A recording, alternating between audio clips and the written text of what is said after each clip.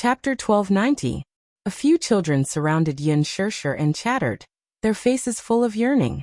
Yu was blocked by the crowd and couldn't see what was going on at the entrance of the village. He could only hear the sounds of exclamations coming one after another. Red Sparrow followed beside him. She was afraid that the crowd would squeeze him.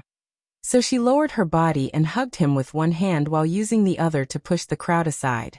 Her strength was really amazing. With just a wave of her hand, a burly man was pushed aside by her as if she was a rich girl. The man almost fell over. He turned around and was about to curse when he saw Red Sparrow's cold eyes. He was so scared that he immediately shut up. Red Sparrow was very tall, at 1.8 meters, and had an extremely domineering aura. When Yu saw this scene, he thought to himself, the women of Mercenary Paradise are really different. He thought that Lisa was already amazing enough. He didn't expect Red Sparrow to be one of the top female devils in Mercenary Paradise.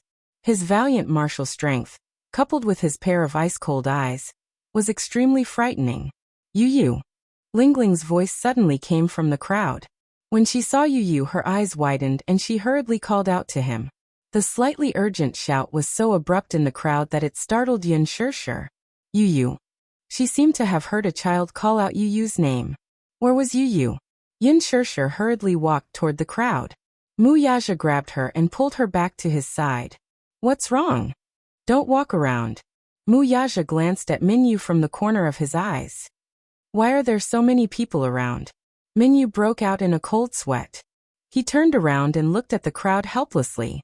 As soon as his car stopped, he heard someone in the crowd shout, "The big boss of the village is here." Not long after, the entrance was surrounded by the villagers who had heard of it. Chairman Mu, please wait for a moment. I'll go and evacuate the crowd, Minyu said and walked forward with his men. Suddenly, a commotion broke out in the crowd. As the crowd dispersed, Yu saw Muyaja and Yin Shirshir. She was surprised and shouted, "Daddy Mommy." When Yin Shirshir heard the voice, she looked in the direction of the voice. When she saw Yu in Zhu Kei's arms, her expression changed, and she walked towards him with a smile. Muyaja also saw Yu. He gently pushed aside the people in front of him, and walked towards Zhu Quebec. Everyone was dumbstruck. When they regained their senses, the picturesque beauty had already hugged the child tightly in her arms. The man who looked unapproachable also walked over. He reached out and took the child from the woman's arms. Only then did everyone realize that these two people were the child's parents. Everyone was surprised. What a young father and mother. This woman looked so young. She was probably in her early 20s. She was so delicate that if it weren't for her mature appearance, one would think that she was a high school student who had just graduated. Then look at this man. It was no wonder that this child was born with such an exquisite and handsome appearance. He had an elegant and noble temperament. It turned out that he had inherited his father's deep facial features and noble temperament. Chapter 1291. As for the other ladies, they began to feel jealous of Yin Shirshir. She was young and beautiful, had such a handsome and wealthy husband, and had such a handsome and adorable son. She could be said to be a winner in life.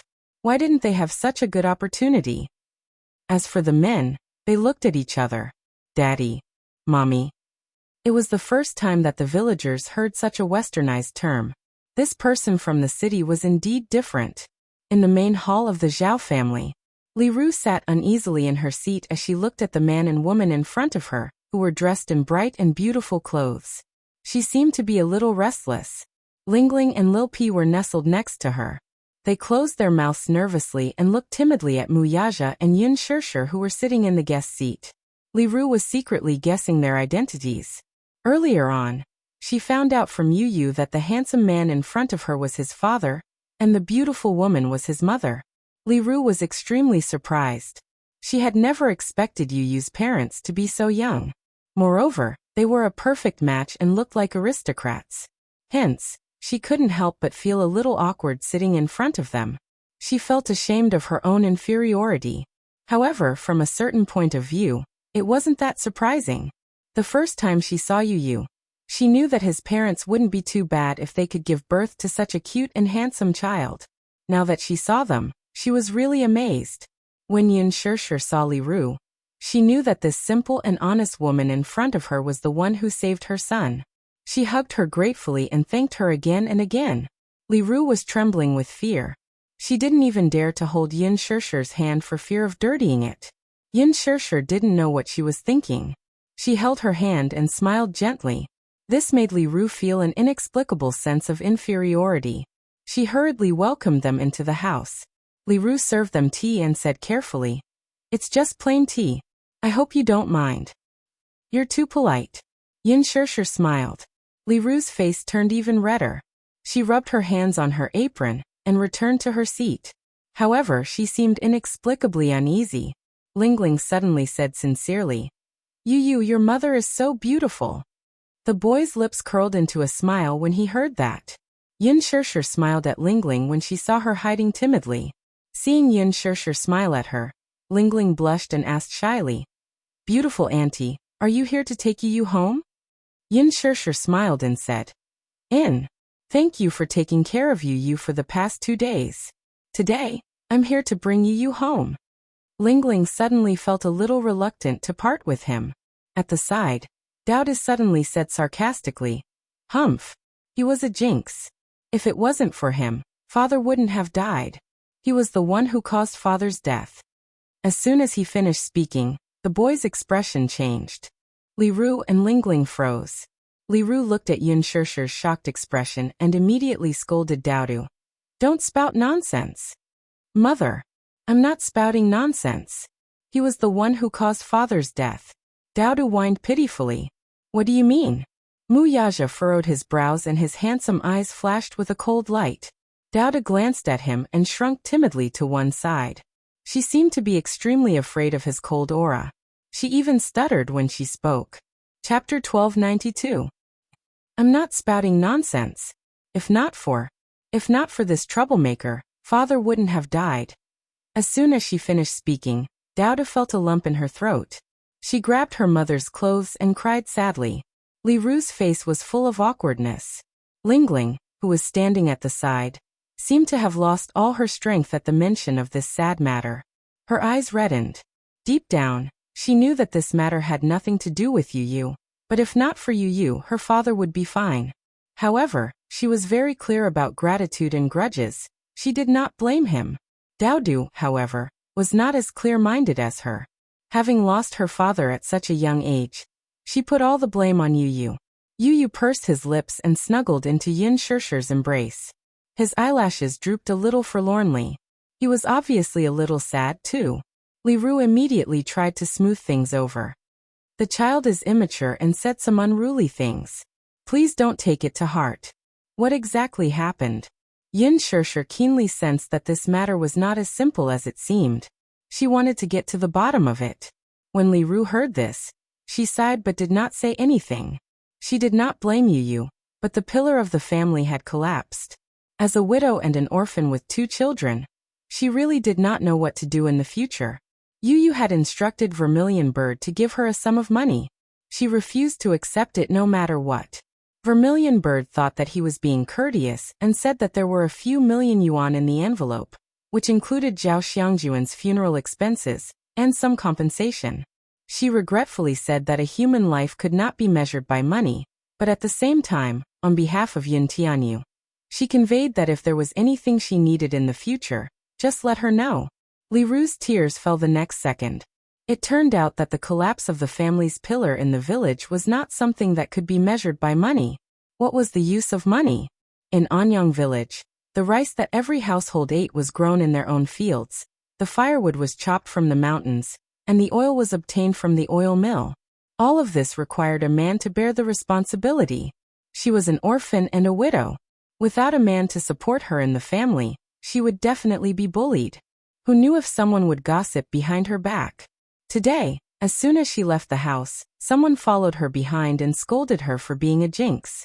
Her in-laws had already spat on her because of Zhao Xiangjuan's death. Li Ru's heart was bitter. Dowda leaned against him with red eyes. She pursed her lips and didn't say anything. When Yu saw this, she couldn't bear it and whispered into Muyaja's ear, "Daddy, Uncle Zhao's death is indeed related to me. If it wasn't for me, the Zhao family wouldn't have fallen into such a miserable state." Bring them back to the capital. Muyaja frowned and looked at him. What's going on? It's him. When Yu mentioned this name, the anger in her eyes could no longer be concealed. Even if he did not find out the identity of these assassins, he judged that they were most likely the pursuers sent by Mu Lianjue. It seemed that they had the intention of dying together. These people did not leave any leeway for them, and did not care about life or death.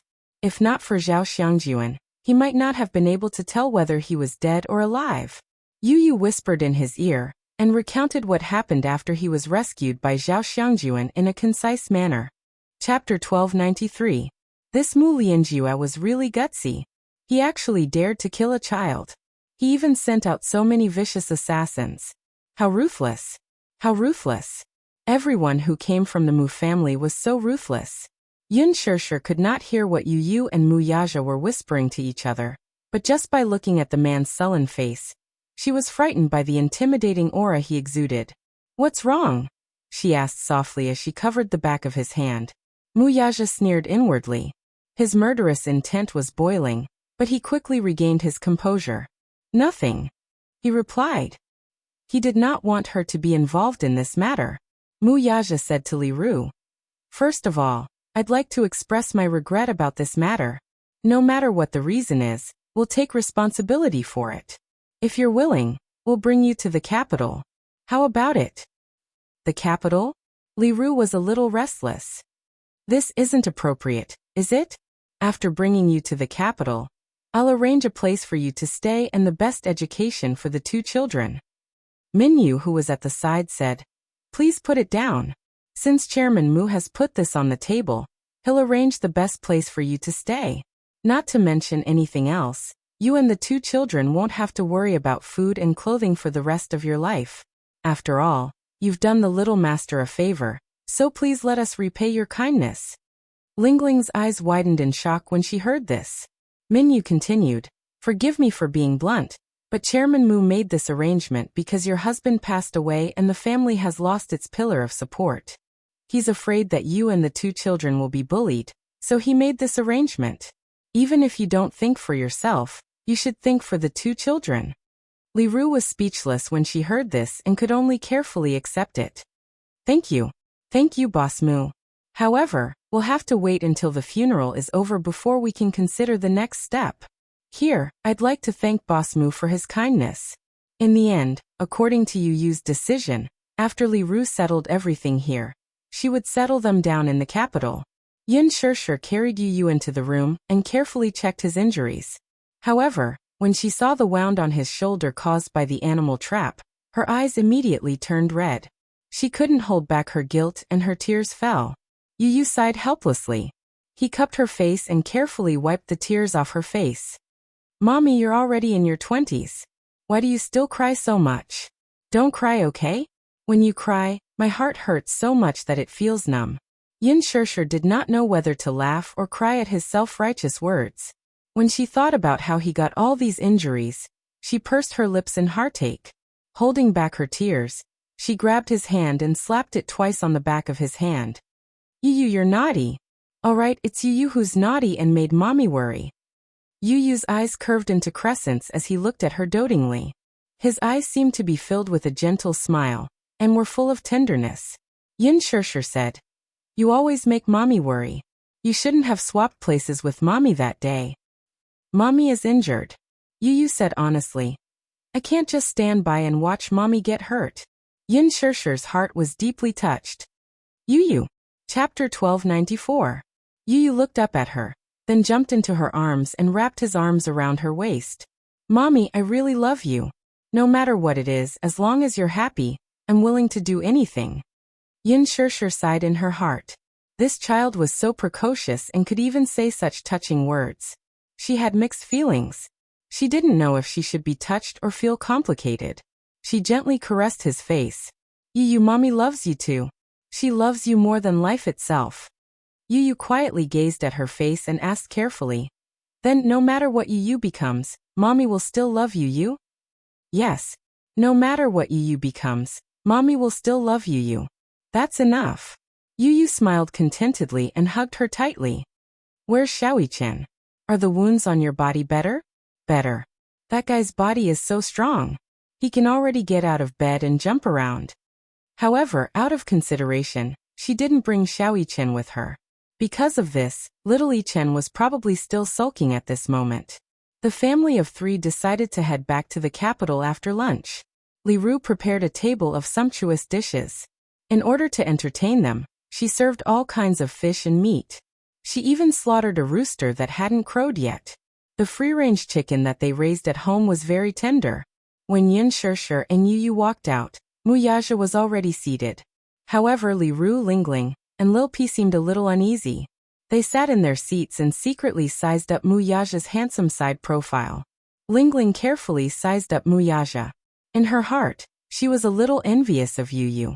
Yu Yu's father was so handsome. He sat expressionlessly on the wooden bench. His back was straight and his whole body was cold and solemn. There was an indescribable aura around him, and he exuded the aura of a famous aristocrat. Even in such a shabby and backward setting, it was difficult to conceal his noble and cold aura. Li Ru looked at him and sighed in her heart. Indeed, one could not compare with another. Some people were blessed by the heavens. After Mu Yaja sat down, Lingling and Daodu became much more restrained. He raised his hand slightly and took a sip of tea.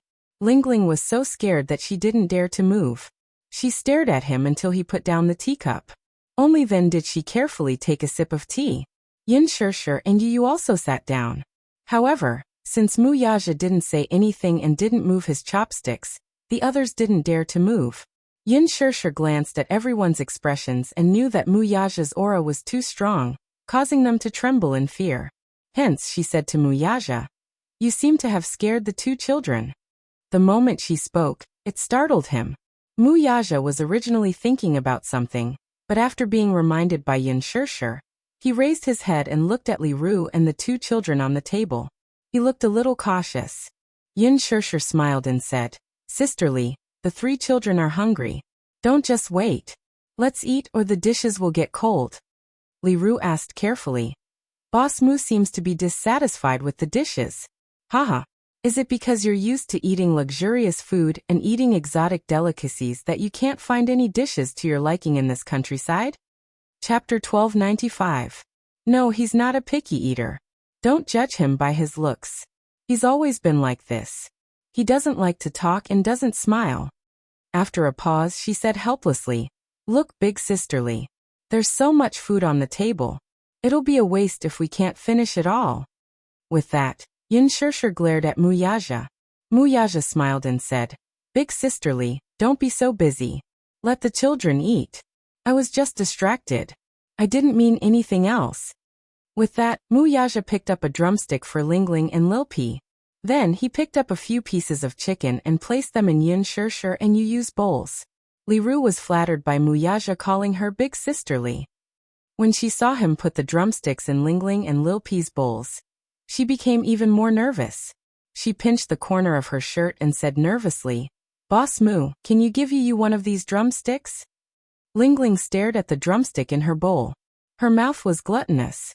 Just as she was about to pick it up with her chopsticks and take a bite, Li Ru glared at her. She immediately stopped moving and pursed her lips in embarrassment. She knew that Li Ru wanted to save the drumstick for Yu Yu. Yin Shirshir smiled and tried to ease the atmosphere. "Big sisterly, what are you doing? Look at how scared the children are. If the children like drumsticks, let them have them. Our Yu Yu doesn't like drumsticks." Yu Yu quickly added, "Auntie, I really don't like drumsticks. Let Lingling have them." "That's right. Big sisterly, let's not be so polite. You treat us as family. If you're so polite, we'll feel uncomfortable," Yin Shirshir said helplessly. Only then did Li Ru nod, and let out a few simple and honest laughs. Mu Yaja interacted with Lingling and Lil Pi from time to time. Although his tone was cold, his gaze was gentler. Every time Lingling spoke to him, her face would turn red. This uncle is so handsome. Especially those eyes. They were deep and mesmerizing with long eyelashes. When he spoke, the corners of his eyes were slightly curved, revealing a playful and devilish charm, which really made her heart jump. Li Ru was even more flattered. She had heard from the villagers that the man's appearance today was very impressive. She then recalled what the man's assistant had said to them. He had even said that they would not have to worry about food and clothing for the rest of their lives. Then how powerful must this man be? He must be a big boss with a good net worth. Eating at the same table as the big boss, it was inevitable that she would feel reserved. Muyaja took a sip of the chicken soup. Li Ru had specially stewed chicken soup for Yu. The chicken soup tasted pretty good, so Muyaja scooped up another spoonful and sent it into Yu's mouth. He didn't forget to carefully blow on it and dip it in. When he was sure it was cold, he fed it to him. Yu drank a mouthful happily. Muyaja raised his eyebrows. Is it good? Yes, it's good. Auntie's cooking is amazing. Yu was not stingy with his praise. Li Ru blushed and tried to avoid it. Muyaja scooped up another spoonful of soup and fed it to Yu. Yin Shirshir looked at this scene and suddenly felt a little dazed. This was probably Muyaja's most charming moment. When he looked at Yu, the gentleness and adoration in his eyes were almost unconcealable. Chapter 1296. This man had always given her the impression that he was domineering and cold.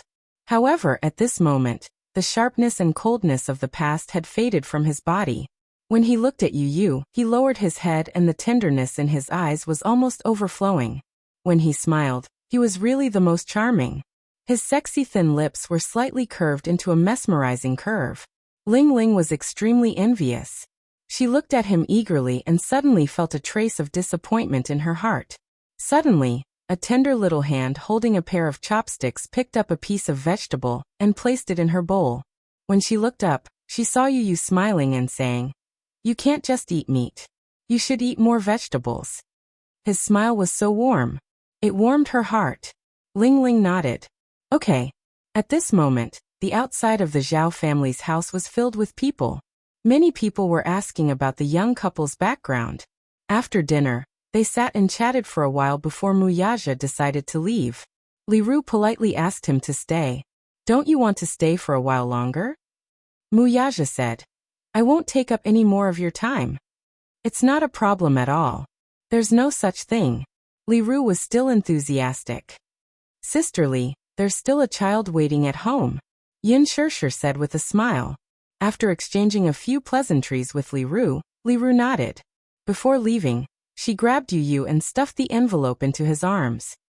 "My dear child, I can't accept this much money. Give the money to your parents and tell them that I can't accept it." She was so simple and honest that when she took out the check from the envelope and saw that it was a few million, she was immediately shocked. She even felt that the envelope was so hot. In her entire life, she had never seen a fraction of the amount on the check. However, Yu pushed her hand back. "Auntie, just accept it. This is a small token of my appreciation. Just accept Daddy's goodwill." "This? Auntie, thank you, but I'm also very sorry about what happened this time. However, since Uncle is no longer around, I will take on the responsibility of taking care of you." Yu said obediently. Li Ru's heart warmed and she was touched. Tears welled up in her eyes and her lips trembled, but she couldn't say anything in the end. When they left, Li Ru followed behind the car for some distance. Ling Ling followed beside her and kept waving at Yu. Yu leaned against the car window and looked out. She smiled and waved. Yu returned to her seat and hugged Yin Shirshir's arm. Satisfaction and anticipation appeared on her face. How wonderful! He was finally home. At that moment, it was as if a beam of sunlight had shone into her heart, bright and warm. When they got home, Xiao Yichen heard the sound of a car horn. He stood at the entrance of the villa and stood on his tiptoes to look around. The car came to a steady stop at the entrance. The moment Yu got out of the car, Muyichen saw him and immediately pounced on him excitedly, hugging him tightly in his arms. He hugged Yu so tightly, as if he was afraid that he would lose a precious treasure again. He hugged Yu tightly in his arms. Everything seemed so unreal, as if it was a dream. However, when he felt the real warmth from Yu's body, Muyichen finally believed that it wasn't a dream. "Yu, you're home. I've been waiting for you." Muyichen felt guilty. He hadn't been able to lead the rescue team to the scene in time. Chapter 1297. Muyichen had always been strong. Even when he was seriously injured, he did not shed a single tear. However, when he held Yu Yu in his arms, Mui-chen's eyes welled up. He could not help but tear up. From now on, let's not be separated anymore, Mui-chen said solemnly. Yu Yu was almost suffocated by his tight embrace. Brother, be gentler. You're hurting me, Yu Yu said helplessly. Okay. Mui-chen loosened his arms. Before Yu Yu could catch his breath, Mui-chen hugged him tightly again. Yu Yu, I promised to protect you. It's all my fault that you're injured so badly this time. Brother, are you blaming me? You're hurting my wound, he reminded him weakly. Mui-chen was shocked and quickly let go of him. Yu Yu glanced at his flustered expression and could not help but burst out laughing. Mui-chen's face froze and he asked with a strange expression, What are you laughing at? Brother, I realized that you're so funny. Yu Yu covered her mouth and giggled. What do you mean? It's so mushy, Yu Yu said. Mui-chen smacked his lips and his heart turned cold. Yu Yu touched his hair helplessly. Good boy. Didn't I go home? Mui-chen's face turned red strangely. However, he was greedy for the warmth of Yu Yu's palm and smiled. Yin Shirshir and Mu Yaja walked over. When they saw the affectionate look on the two little guys' faces, they looked at each other. Why are you so lovey-dovey? Yin Shirshir couldn't help but tease. She felt gratified to see that the two little guys had such a good relationship. He could still remember how Yu Yu had rejected Mui-chen when the two of them had first met. They were not close to each other at all. Now that the relationship between the two brothers was so good, she felt a lot more relieved. Yu Yu could only rub his forehead helplessly at her teasing.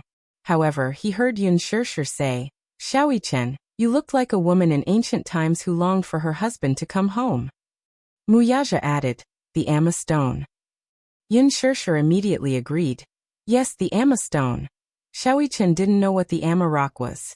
Yu Yu, who was standing at the side, understood. Her face froze for a moment, and she said angrily, Mommy. He pouted and pretended to be angry. Shaoi-chen didn't understand. Yu Yu, what does Mommy mean by the Amma stone? Yu Yu said seriously, you don't understand. Don't ask. Mui-chen pouted dejectedly. Yin Shirshir was even more amused. She went forward and hugged the two children. These two babies were so funny. She secretly laughed in her heart, and couldn't help but reach out to scratch Mui-chen's nose. Yu Yu and Mui-chen looked at each other and smiled. When they got home, Yin Shirshir specially cooked a sumptuous dinner for the two children. She hadn't cooked for a long time, so her culinary skills were a little rusty. Naturally, she couldn't compare to Yu Yu's culinary skills. However, she put in a lot of effort, and the taste was not bad. Compared to before, her culinary skills had improved. Mui-chen was full of expectations for Yin Shirshir's culinary skills. When the dishes were served on the table, he couldn't wait to taste them. Then he raised his eyebrows in approval. Mommy's culinary skills are amazing. Really? Then eat more. Yin Shirshir was encouraged. Mu Yaja, who was standing at the side, didn't hold back and said, It's just passable. Chapter 1298. Upon hearing that, Yu Yu crossed his arms in dissatisfaction and glared at him. Daddy, I'll give you another chance to re-evaluate this. The threat in his eyes was indescribable. Mu Yaja replied without batting an eyelid. It's not bad. Yin Shirshir. Mui-chen. Yu Yu felt much better upon hearing that, and his expression softened a little. He held the bowl in his hands. The rice in the bowl was warm and tasty. He suddenly felt that this happiness was not easy to come by. It was probably because he had gone through hardships that he knew how precious a peaceful happiness was. After dinner, Mui-chen pulled Yu Yu to his room. He had a lot of questions to ask him. Yu Yu gave him a brief overview of what had happened in the past 2 days. Mui-chen, on the other hand, was shocked by what he heard. When he learned that Mu Lianjue had sent people to hunt him down, he clenched his fists in anger. That Mu Lianjue is too despicable. He's just like a clown. He probably knows that he's lost, so he needs to jump around a little before he can feel at ease. Yu Yu snorted coldly. D***. Mui-chen was so angry that he was at a loss for words.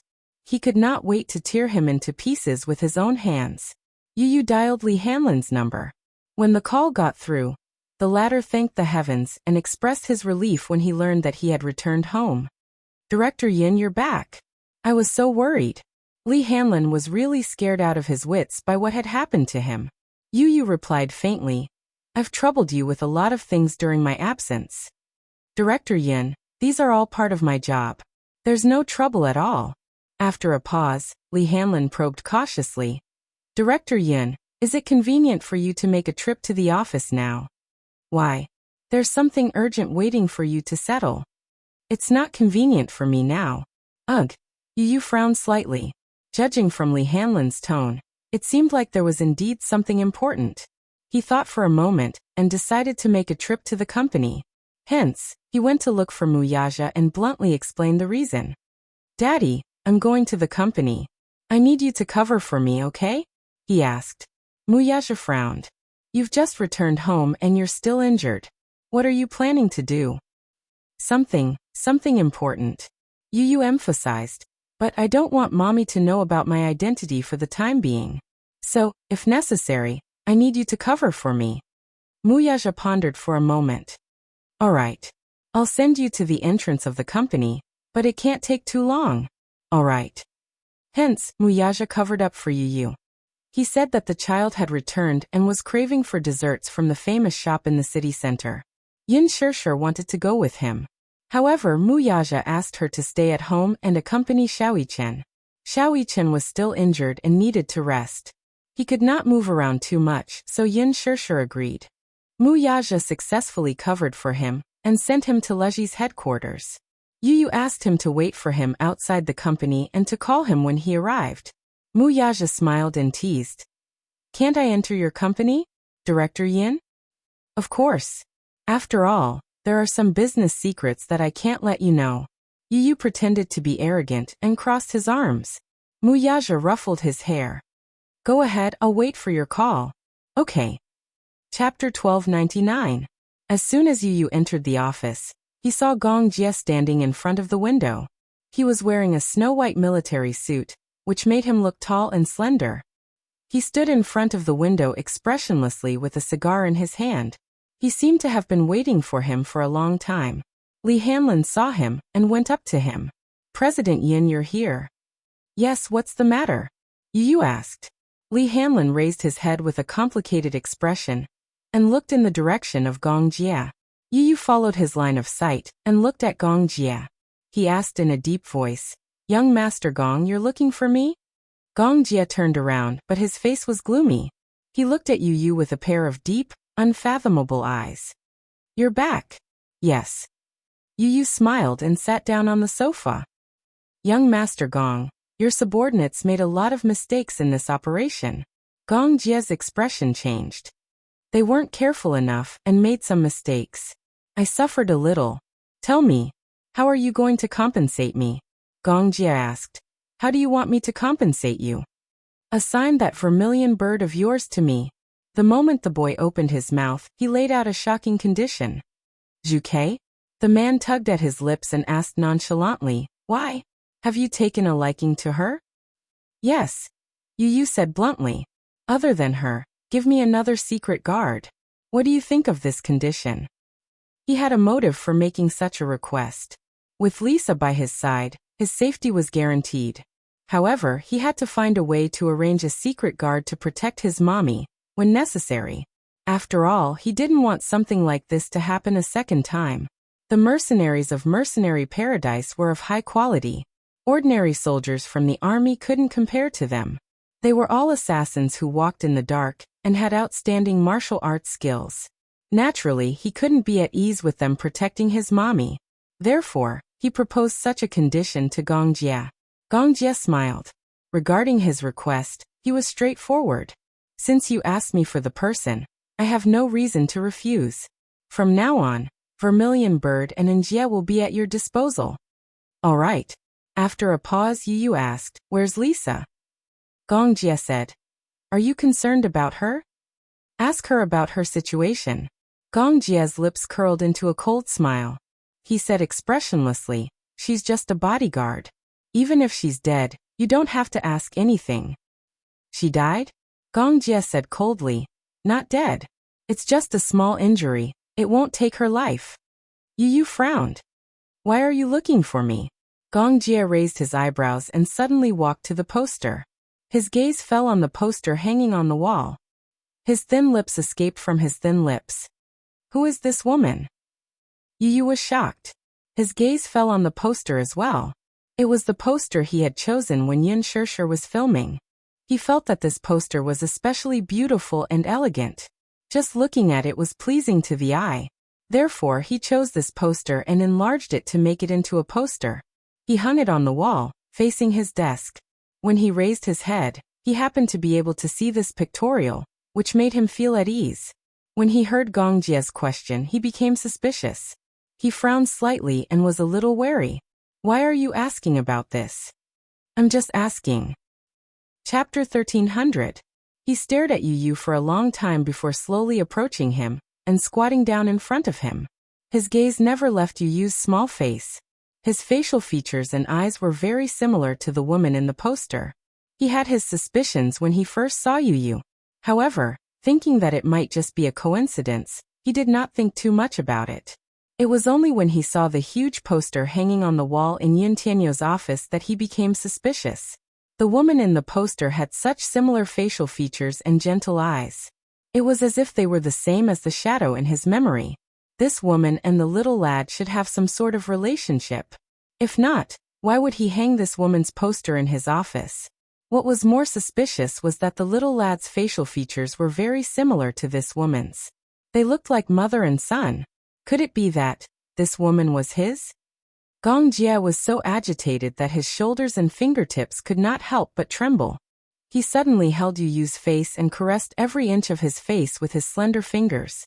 A complicated look appeared on his face. Actually, when I first met you, I vaguely suspected your identity.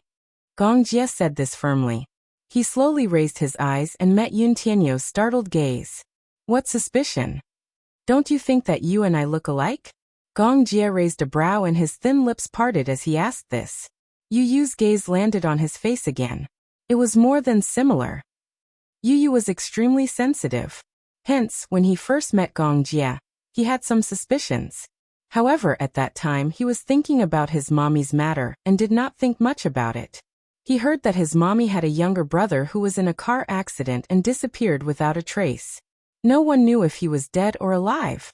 Now the man standing in front of him looked so similar to his mommy. It was hard for Yu Yu not to think about it. However, compared to Gong Jie, his attitude was more conservative. Indeed, there are some similarities, but what are you trying to say? He did not go straight to the point and tell him the identity of the person in the poster. His mommy's identity was sensitive. Moreover, the man standing in front of him was a core member of the Hurricane Group, the #1 mercenary empire. He was a very dangerous person. What if he was not? Without confirmation, he would not reveal his mommy's identity to him or anyone else. This was his protective measure for his mommy. Gong Jie sized him up. With him. He was eager to verify, but he was afraid of being disappointed again. However, with a little bit of hope in his heart, he casually said, I'm looking for someone. Yu Yu was slightly taken aback. A woman. At the mention of this person, there was a rare tenderness in his usually cold and unruly eyes. Although I don't know if I'll be able to find her in this lifetime, I don't want to give up on any hope, regardless of whether she's dead or alive. She is very important to me. A woman? Yu Yu asked tentatively. Chapter 1301. Although someone told me that she's already dead, I don't believe it. There seemed to be a faint bond between bloodlines. Some people said that blood was thicker than water. Twins would form a bond similar to telepathy. Back then, he was told that his sister had died in a car accident. By the time he woke up, he was already taken away by the Hurricane Group. That was the first time he met his biological father, Gong Xiaoying. His father told him that when the people from the Hurricane Group took him away from the hospital, his sister had already been declared dead. The doctor said that she showed signs of dying on the way to the hospital. Her heartbeat was already gone by the time they reached the hospital. They did a series of emergency treatments, but it was too late. Gong Jie could not believe it and was downcast for a while. His sixth sense was telling him that his sister was still alive. He had also met a woman who looked like him. However, after further verification, The final result was disappointing. Gradually, he began to believe that his sister was no longer in this world. However, when he saw the huge poster in Yun Tianyo's office, his heart seemed to have sensed something and was filled with hope again. Yu was silent for a while before he made up his mind and slowly explained, "The woman in the poster is a celebrity." "Celebrity?" Gong Jie was stunned. "What's your relationship with her? If you must ask what kind of relationship they have." Yu's face instantly revealed a fanboy's expression. "I'm her little fan." Gong Jie was silent. Li Hanlin, who was standing at the side, was speechless. "Just a fan? That's all?" Gong Jie stared at him suspiciously. Yu gave him an elegant smile, hiding his thoughts well. "If the person you're looking for is her, I can use my connections to investigate her identity for you," Gong Jie coldly said. "No need. If that was the case, he would send someone to investigate." With that, he stood up abruptly and strode off.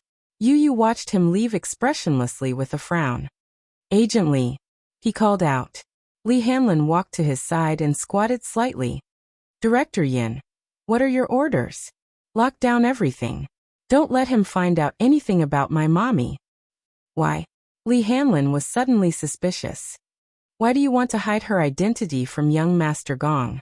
Yu faintly answered, "Because before I can confirm his relationship with my mommy, I won't let him get close to her." "I don't understand your intention." Yu squinted at him. "Understood. But if it's proven that my mommy is the person he's been looking for, then it's a different story." Li Hanlin was curious. "How do you prove it?" Yu turned around with a smile on his face. He looked at Li Hanlin and suddenly raised his hand. Between his fingers was a strand of silver hair. This was what he had stolen from the man's head while the latter was in a daze earlier. "Take it and do a DNA paternity test. Let me know when the results are out." "Yes." Chapter 1302. When Mu Yaja and Yu returned home, Xiaoi Chen was already asleep. Yin Shirshir was in the flower bed, holding a pair of scissors in one hand as she trimmed the flowers. The sky was gradually turning dark. In the evening, she was half squatting by the flower bed. She held the flower bed with one hand and gently fiddled with it, trimming away the sparse branches from time to time. The injuries on her body had not healed yet. The corners of her lips were a little disfigured, but she was pursing her thin lips.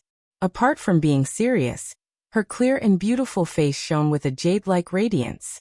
It was as if everything had been peaceful over the years. Most of the time, this woman was as beautiful as a flower, but her beauty was not ostentatious. Most of the time, she breathed quietly and lived quietly. She was so quiet that she was like a cat that had restrained its claws and arrogance. She was quietly nestled in a corner, as if she was aloof from worldly affairs. In her tranquility, she had restrained all her sharpness. Mu Yaja leaned against the door and watched her silently.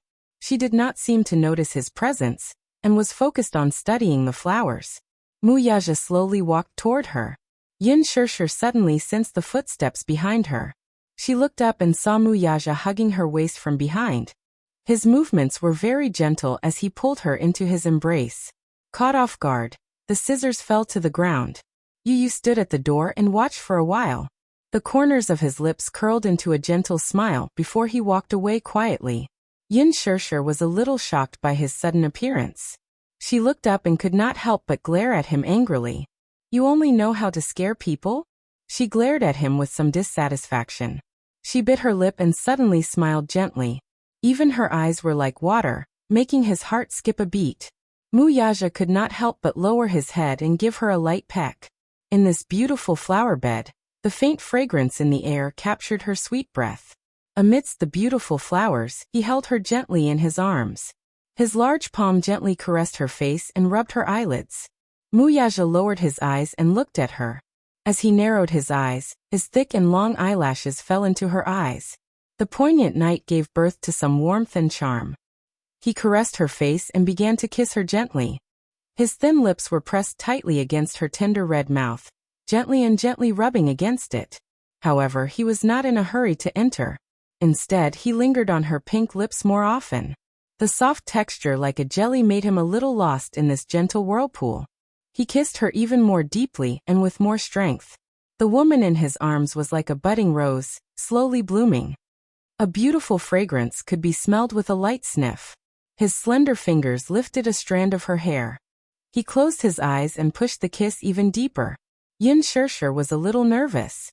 In a low voice she muttered, "Don't, the children are here." If the two children saw this intimate scene, she would feel quite embarrassed. Muyaja harumphed. "The children are tired. They're all asleep." He hugged her body with his hand and started to touch her body gently. Then he could not help but harumph. "Why have you lost weight again?" She had lost so much weight. During the few days in the hospital, she ate very little. Moreover, this woman seemed to have a thin physique. No matter how much she was fed, it was hard for her to gain more than a few pounds. But the speed at which she lost weight was very fast. He was a little dissatisfied. This woman was too thin. It was not good. Chapter 1303. Yin Shirshir pouted and felt a little wronged. "I've lost a little weight these days. But it's just as well. I won't have to lose weight when I'm filming a new drama soon." The camera would always magnify a person's size. Therefore, many celebrities would starve a few meals a few days before they went on screen to maintain their beautiful image in front of the camera. When she was filming The Green Apple, she gained a few kilograms for a few days. Chinzhou ordered her to go on a diet and forced her to lose 3 kilograms in 2 days. Only then would she look good on screen. Muyaja was displeased. "You don't have to lose weight. Gain some weight, and your figure will be just right." "But, with my physique, I don't seem to be more than 50 kilograms when I was at my fattest," Yin Shirshir said gloomily. With her height of 1.65 meters, 50 kilograms could only be considered just right. Now she was only slightly more than 90 kilograms. She was indeed a little too thin. Muyaja couldn't help but pinch her face a little harder. Yin Shirshir slapped his hand away. "It hurts." As soon as she said that, she yawned and felt sleepy. She seemed to be a little sleepy. "Sleepy?" He frowned and asked. Yin Shirshir nodded. "Then let's sleep together." Yin Shirshir nodded. However, in the next second, she was lifted up by Muyaja. Before she could react, she was carried in his arms like a princess. Muyaja looked at the woman in his arms and smiled elegantly. "My wife, it's late. It's time to rest." Yin Shirshir pursed her lips and smiled. She couldn't help but say, "Who's your wife?" She widened her eyes, which were full of anger. Her charming eyes were like silk, and her innocent look was extremely seductive. He couldn't help but lower his head and cover her lips again. He was reluctant to part with her. This time she didn't dodge. Instead, she met his warm kiss head-on. She naturally wrapped her arms around his neck and kissed him slowly. She mischievously used the tip of her tongue to trace the seam of his lips. Muyaja opened his mouth and sucked in a wisp of her spiritual fragrance. As they intertwined, his body gradually reacted. Yin Shirshir smiled playfully. Unexpectedly, she reached out her hand and gently touched a certain sensitive area on his body. Then she pulled it away. She bit her lip and smiled. In her smile, there was a bit of slyness, a bit of charm, and a bit of playfulness. A strange shade of red flashed across Muyaja's face. He looked up and glared at her. How dare this woman provoke him? If she did that, she would easily get into trouble. He suspected that her actions were a silent invitation to him. Muyaja narrowed his eyes and bit her earlobe gently as a punishment. He whispered into her ear, "Woman, are you playing with fire?" In a way, this was also a form of initiative. A hint of panic flashed through Yin Shirshir's eyes, and then she stammered, "No." "Then what were you doing?" Yin Shirshir was a little shy under his teasing gaze. Just now, she had only done it on a whim. Now she was a little regretful. She covered her face in shame and stammered, "I just wanted to test if your shaft was hard or not." She was acting shy. Muyaja smiled wickedly. Sometimes this woman could be quite adorable. He lowered his voice and bit her ear. "If you want to test, you can't test it like this." Chapter 1304. Yin Shirshir peeked at him through the gaps between her fingers and covered her face in embarrassment. She felt a little embarrassing. Muyaja didn't know whether to laugh or cry at first. Then he carried her back to the bedroom and carefully placed her on the bed. Concerned about the wounds on her body that hadn't healed yet, His movements were very careful, as if he was treating a precious and fragile object. In the next second, he took off her clothes. Yin Shirshir immediately reached out to stop him. He said in a low voice, "Don't move." She really didn't dare to move, until he took off her outerwear, leaving only her cute and sexy underwear. Then his tall body pressed down on her. He placed it on her body, but deliberately lightened the weight. Even so, Yin Shirshir still pushed him away in embarrassment. Ugh. Muyaja, you're so heavy. A height of 188 meters and a weight of more than 70 kilograms was a very heavy weight to her. Muyaja smiled mischievously. Then he reached out and hugged her. With a flip of his body, he switched positions with her and helped her sit on top of him. With this, Yin Shirshir sat on top of him in a seductive position. Yin Shirshir smiled sweetly. With a slight twist of her body, the straps on her bright and beautiful body slid down from her shoulders. When her clothes were half removed, that beautiful scene came into his view. Muyaja reached out, and just happened to be able to grasp that pair of plump jade bunnies. Yin Shirshir sensitively reached out and grabbed his hand. Then he held her hand in reverse and guided it to a certain spot. The moment her fingertips touched something hot, she was shocked and immediately retracted her hand. Why? Who was the one who said that she wanted to try it? He grabbed her hand again and smiled mischievously. His deep eyes revealed some hidden meaning. You weren't at your best just now. Now try it again. How does it feel? Those words really made one's heart skip a beat. She blushed at his teasing. She pursed her lips in shyness as her cheeks blushed a few shades of pink. It was just a teasing remark. Did he actually take it seriously? She was only joking, that's why she said that. No matter how bold she was, she wouldn't dare to play with fire on him. Hey, you're not allowed to go overboard. She mumbled softly as a warning to him. However, the man didn't think much of it and looked at her leisurely like an ancient overlord. He asked her casually, "Who's the one who's going overboard?" "It's you."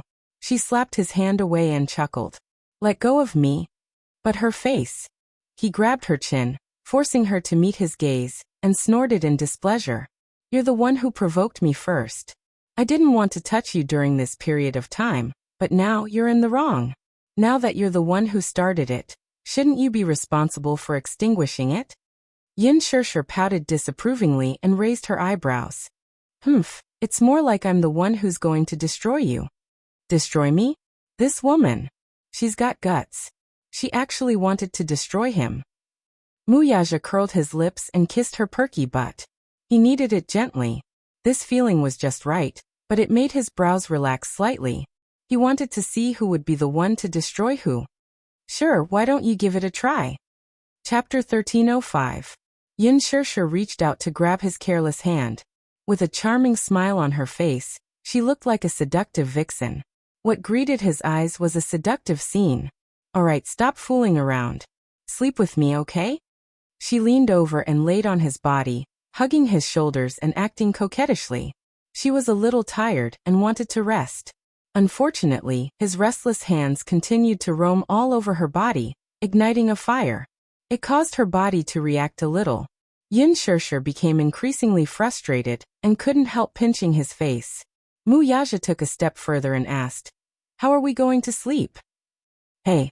Yin Shirshir glared at him and rebuked. "Muyaja, can you be more serious?" However, the man hooked his arm around her jade-like neck and rubbed his lips against her ear.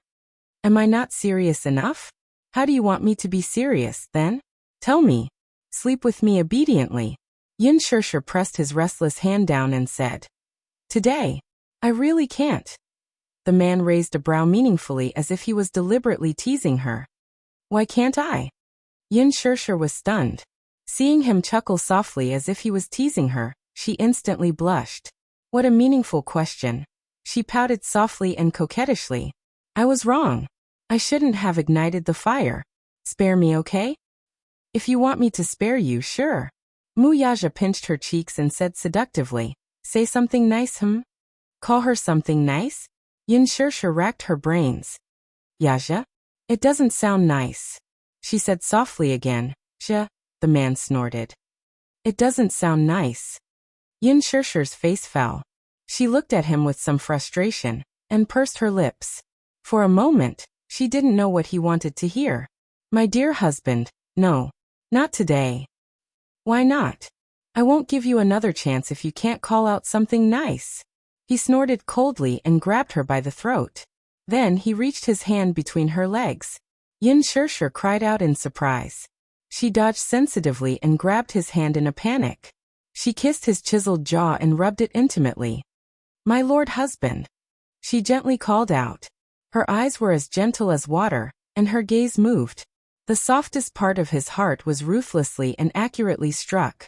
In an instant, one side collapsed. Are you satisfied? She wrapped her arms around his shoulders as a flattering smile appeared on her face. Tonight I'll let you off. When he opened his mouth, it was an extra-legal benevolence. Yin Shirshir cupped his handsome face and kissed it. He hugged her, and placed her on the bed. Then he kissed her forehead and said, I'll take a shower first. You sleep first. I haven't showered either. Together. No. Her face heated up, and she rejected him on the spot. Wouldn't she be digging her own grave if she took a shower with him? Otherwise, when she wiped the gun and caught fire, the shower would become an impure one. This man was full of energy as if he never knew fatigue. However, she was really tired. Once her head hit the pillow, sleepiness overwhelmed her, and she fell asleep in the next second. Then you go shower first. He patted her butt and ordered her to take a shower first. Chapter 1306. It looked like she had really put in a lot of effort to guard against him. Muyaja curled his lips and smiled. He found it interesting. Finally, when he came out of the shower, this little woman was lying quietly on the bed, lazily resting her head on her arm. She had already fallen asleep. He got off the bed gently. First he propped himself up, glanced at her, then reached out and pulled her into his embrace. She occupied his entire body. Hugging her, he lowered his head to look at her lazy and charming posture as she slept. Only then did the man smile comfortably. Only when he hugged her, the feeling that she belonged to him felt more real. Muyaja reached out his fingers with interest and gently caressed her soft and smooth cheeks. His long fingers gently circled her silky black hair a few times, twirling it around his fingertips. He played with it, but no matter how much he played, he couldn't get enough of it. He lowered his head and gently kissed her face. You're mine. He leaned against her ear and said these words in a deep voice. In her sleep, she seemed to be a little disturbed. She lazily reached out her hand to brush it away, but he held it with one hand. He looked deeply at her. Just looking at her sleeping face like this gave him an inexplicable sense of satisfaction. This was probably what he meant by having it. To be able to hug her to sleep, and to be able to see her sleepy face when she woke up. This kind of lifestyle was something he had never imagined. It was a little unreal, but now it was happening right in front of him. This gave him a deep and powerful sense of belonging. She belonged to him, and he belonged to her too. He stretched out his arm and let her rest her head on it. He also laid down and hugged her waist. Just like that, they fell into a dream together. The next day, when Yin Shirshir woke up, it was already morning. She didn't know when, but the side of the bed was empty. He left without a sound. Yin Shirshir's heart suddenly felt empty. When she completely woke up from her hazy sleep, she realized that he must have gone to the office. She got up, walked to the window, and pulled open the curtains. The sun was shining brightly outside. Today was a good day, with blue skies and white clouds. The capital had not seen such clear weather in a long time. Along with it, her mood after waking up earlier had also become much brighter. Yin Shirshir entered the bathroom. After washing up, she walked out of the room and saw Yu walking out with a basket of clean clothes. Yu looked at her, smiled slightly, and his eyes softened. Mommy, you woke up so early? Yes. Daddy left early in the morning. He must have gone to the company. Yin Shirshir nodded and suddenly glared at him. You, Yin Shirshir looked at the clothes basket in his hand with some astonishment. Washing clothes? Yu explained. I woke up early today and had nothing to do, so I washed the clothes. Right now, I'm planning to go out and dry them. Yin Shirshir smiled and immediately said, Mommy will dry them with you, okay? No need. Mommy's hand is injured, right? Since you're seriously injured, you should rest well. As Yu Yu spoke, he glanced at the bandages on her wound, and his heart ached. Yin Shirshir's heart warmed.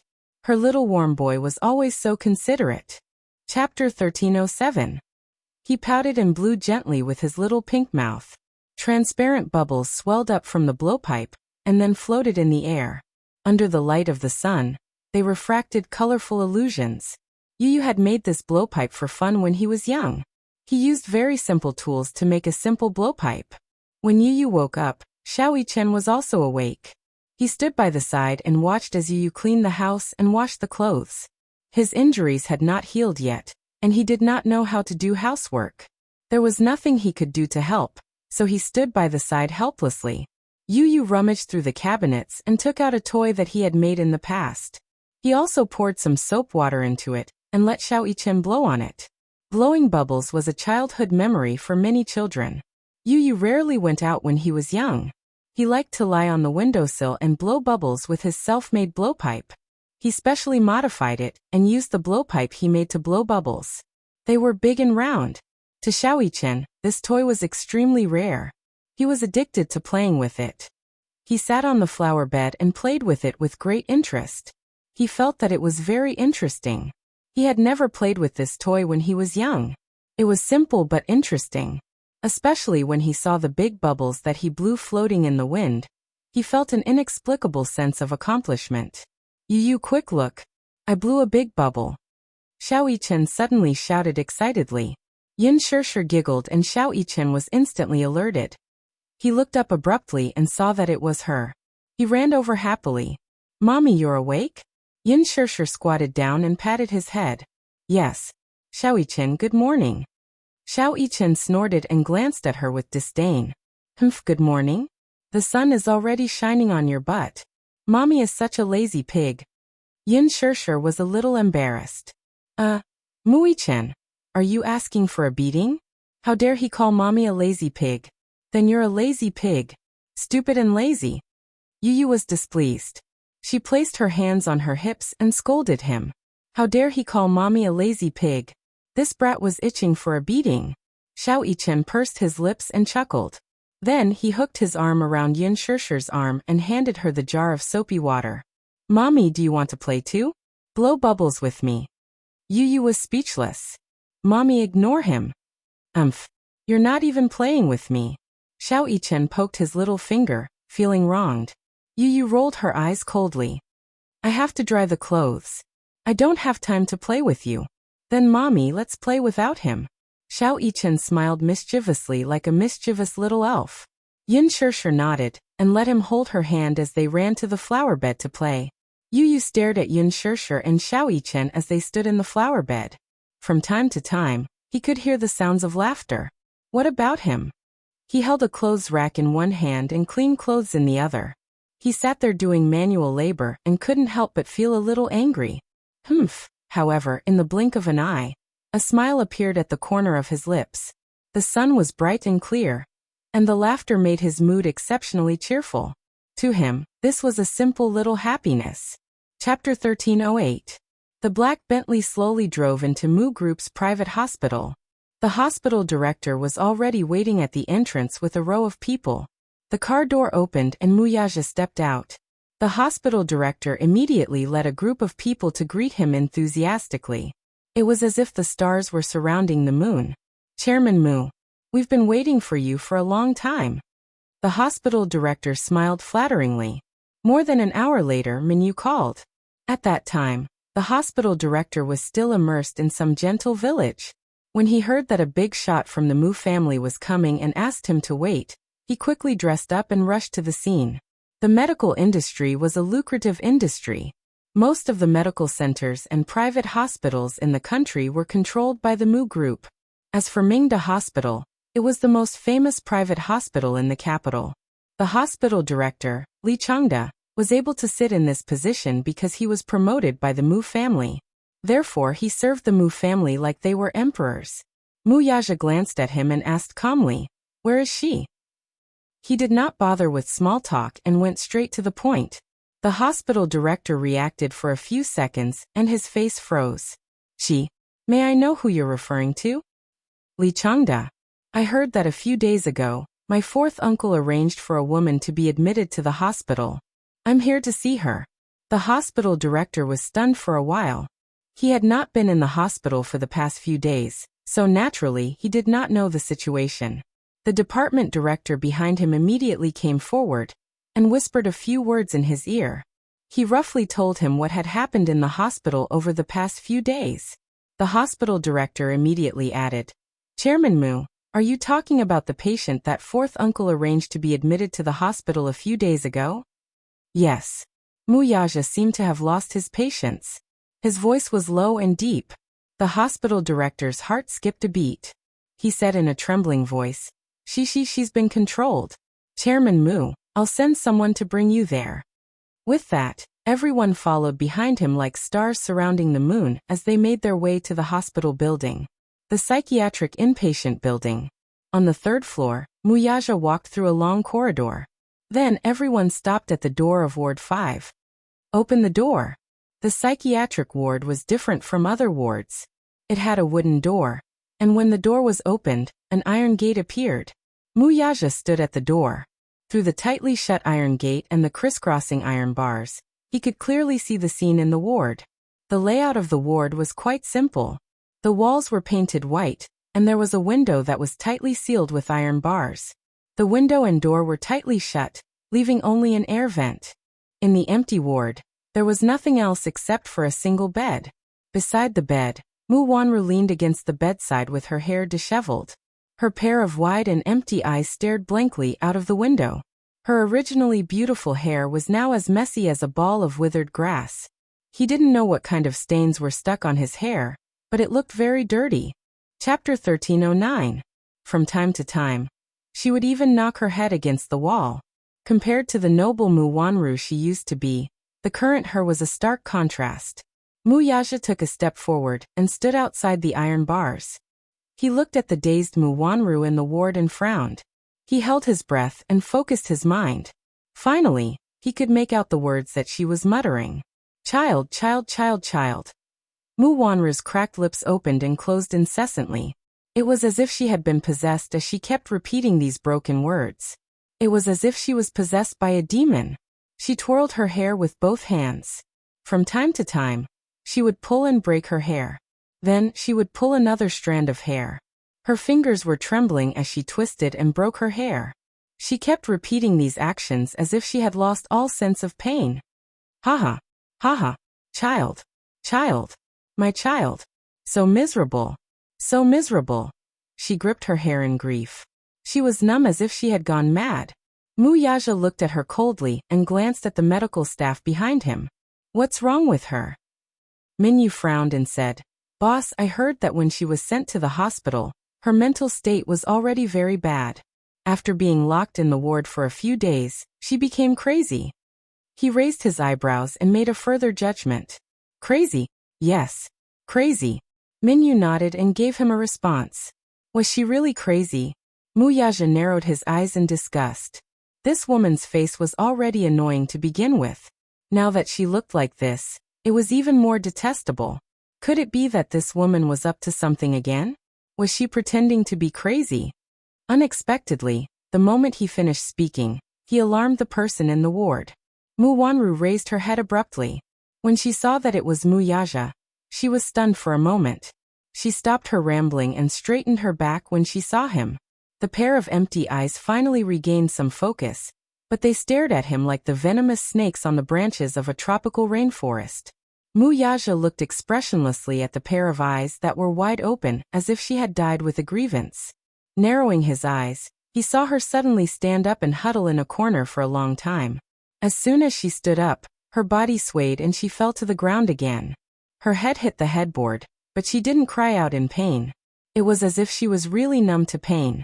Then, she scrambled to get up from the ground and stared at him again. Suddenly, she tilted her head and smiled foolishly.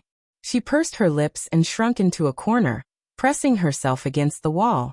It was as if the person standing in front of her was a terrifying monster. You. Who are you? Mu Yaja narrowed his eyes and said coldly, Mu Wanru, don't play dumb with me. Mu Wanru didn't seem to understand what he said. She clumsily said a few words, as if she was struggling to digest his words. Then, like a child with low intelligence, she bit her lips. Did you see my child? Muyaja pursed his thin lips into a proud line and raised his eyebrows. Child? Ah. I know. Chapter 13:10. Muyaja furrowed his brows and turned his head sideways to cast a sidelong glance at his assistant, who was standing behind him, with a complicated expression. What's wrong with her? The nurse next to him carefully observed his expression and said, Chairman Mu, this patient seems to have suffered a lot of trauma earlier and has some mental problems. In short, she had lost her mind. When Mu Wanru heard someone addressing her as Chairman Mu, it was as if the pain in the deepest part of her memory was suddenly evoked. She let out a tragic scream and suddenly stretched out her hands toward him. Her 10 fingers were stiff and twisted as they tightened. Aja, is that you? Aja, is that you? She suddenly pulled up the corners of her lips, revealing an extremely strange smile. She laughed bitterly a few times, but immediately after, she let out a mournful and sorrowful cry. She cried for a while, then laughed for a while. Suddenly, she screamed and jumped up from the ground. Her feet staggered, and she almost fell as she threw herself towards the door. Bam! Her body and the iron gate made a loud noise. Mu Wanru held the iron gate tightly and struggled to reach out her hand through the gap, throwing herself at him. Minyu immediately put an arm in front of Muyaja and separated him from her. Boss, back off. Be careful that she doesn't hurt you. Ha ha ha. Mu Wanru suddenly let out a series of earth-shattering and shrill laughter. Her eyes widened ferociously as she stared at Muyaja's figure. Her face was like a withered flower, and she looked like a malicious spirit that had crawled out from hell. It was terrifying and sinister. Aja, I've been waiting for you here for so long. You're here. Are you here to take me away? Are you finally here to take me away? Without waiting for a response, she cried and laughed at the same time. I've been waiting for you for so long. It's been so tiring. Take me away, okay? Suddenly, she fell silent and carefully looked around as if she didn't see the person standing beside Muyaja. She lowered her voice and said, The people here are all demons. They abuse me, they hit me, they put me under house arrest, they torture me. Can you take me away from here? All right. Mu Wanru's eyes suddenly lit up and said mysteriously, I have good news for you. Muyaja looked at her extremely ugly face and asked coldly, What good news? I'm pregnant. Haha. I'm pregnant. Do you know that? I'm pregnant. Mu Wanru suddenly, as if she had gone mad, to her face was filled with joy. Her entire face was twisted with joy. I'm pregnant. God, I've never thought that I would have my own child in my life. Which quack dared to say that I'm infertile? His dog eyes must be blind. All of a sudden, her face froze for a moment before turning pale again. But where's the child? The child is missing. Why is the child missing? I can't find him. Can you help me find the child? That's our child. He's going to be the head of the Mu family in the future, and the successor of the Mu group. When that time comes, I'll be able to become the mistress of the Mu family, because of my son, right? Chapter 13:11. Our child. Muyaja smiled playfully and cruelly said, That's not our child. Mu Wanru was startled. The smile on her face froze in an instant. Yes, that's not our child. Mu Wanru suddenly lowered her head guiltily. From time to time, she carefully looked up at his face. That's not our child. You know it. She was extremely guilty. Her hands helplessly twisted her messy hair with a conflicted look on her face. That child is mine and Aaron's. Yes, it's mine and Aaron's. Yes. You're blaming me, aren't you? She suddenly raised her head and looked at his cold face. Her breathing became urgent. You're blaming me, aren't you? Yes, I betrayed you. Yes, I know. I shouldn't have betrayed you. I slept with a man. It's so dirty. I feel so dirty too. With that, she began to rub her body hard. Muyaja's face was cold. He lowered his head and looked at her unmoved. Mu Wanru's voice trembled as she started to speak incoherently. So you're angry. You're angry with me. You blame me for betraying you, so you snatched my child, right? But I know that I'm wrong. I shouldn't have done that. I shouldn't have betrayed you. I shouldn't have poisoned Grandpa's medicine. I shouldn't have snatched Yin Shirshir's jade. Yes. It's because that jade is beautiful. I like it, but I shouldn't have snatched it. Mu Wanru grabbed the metal bars again and stared at him with wide eyes. I shouldn't have sent people to kill Yin Shirshir and Yin Tianyu. Yes. So you're angry. Don't be angry, okay? Let me off and return my child to me. I'm wrong. Mu Yaja remained silent. Mu Wanru was even more anxious now. She reached out her hand and scratched in his direction with all her might. Aja, is my child with you? Did you hide my child? Return it to me. Return it to me, okay? She mumbled that she wanted the child. Mu Yaja asked without turning his head, where's her child? The nurse said, she just had a miscarriage. The child is gone. The child is gone. Her words were, without a doubt, a greater provocation to Mu Wanru. When she heard this, she was like an ignited explosive. She went into a frenzy. She grabbed the metal bars with both hands and tugged at it. You're lying. You're lying. My child is still alive. My child. Give me back my child. Give me back my child. Ah! The mournful screams echoed and tore through the long corridor. Mu Wanru screamed at the top of her lungs. Due to her excessive agitation and anger, her face had turned the color of a pig's liver. She seemed to have gone crazy as she bawled at the top of her lungs. Return. Give me my child. Mu Yaja, you're the one who killed my child. Return my child to me. If not, I won't let you off even if I become a ghost. Minyu was furious and scolded. You mad dog. Biting people for no reason. The nurse on duty hurried over and ordered everyone to stand back. She then opened the door. Mu Wanru was about to rush out when the nurse picked up a pillow and gently said, Your child is here? ? Chapter 13:12. Mu Wanru was called back to her senses. She turned around in a daze and her gaze fell on the pillow in the nurse's arms. It was a soft white pillow. Mu Wanru's eyes widened in an instant. Then she rushed over ecstatically and snatched the pillow from the nurse's arms. Child, my baby. The moment Mu Wanru hugged the pillow, she retracted her sharp aura. A motherly gentleness appeared on her face, and her eyes became docile. Baby. Sob, Mommy misses you so much. The medical staff behind her looked at each other. Taking advantage of this moment, they quickly rushed forward and swiftly gave her a dose of tranquilizer. Mu Wanru's body trembled violently. Then, her eyes rolled back and her entire body went limp. A few doctors and nurses worked together to lift her onto the bed. Then, they went out and locked the door. From the beginning to the end, Mu Yaja's face was expressionless. He only looked coldly at the crazy woman. Under the influence of the tranquilizer, she was quiet. However, she still hugged the pillow tightly in her arms and refused to let go. There was no doubt that this person had gone crazy. At first, he wondered if she was playing some trick and pretending to be crazy in front of him. But now he was sure. This woman had gone completely insane. Moreover, he was quite crazy. What exactly triggered her? According to the attending doctor, the patient has been living in fear for a long time and suffered a heavy blow overnight. As a result, he developed a serious mental disorder. Minyu responded to his suspicions. That day, after Mu Wanru woke up, she found out that her child was not saved. It had suffered a miscarriage and even her uterus had been removed. It wasn't easy for her to have a child, but it was gone. This caused Mu Wanru so much pain that she had some self-mutilating behavior. After coming out of the operating room, her condition became more and more unstable. She kept asking for a child.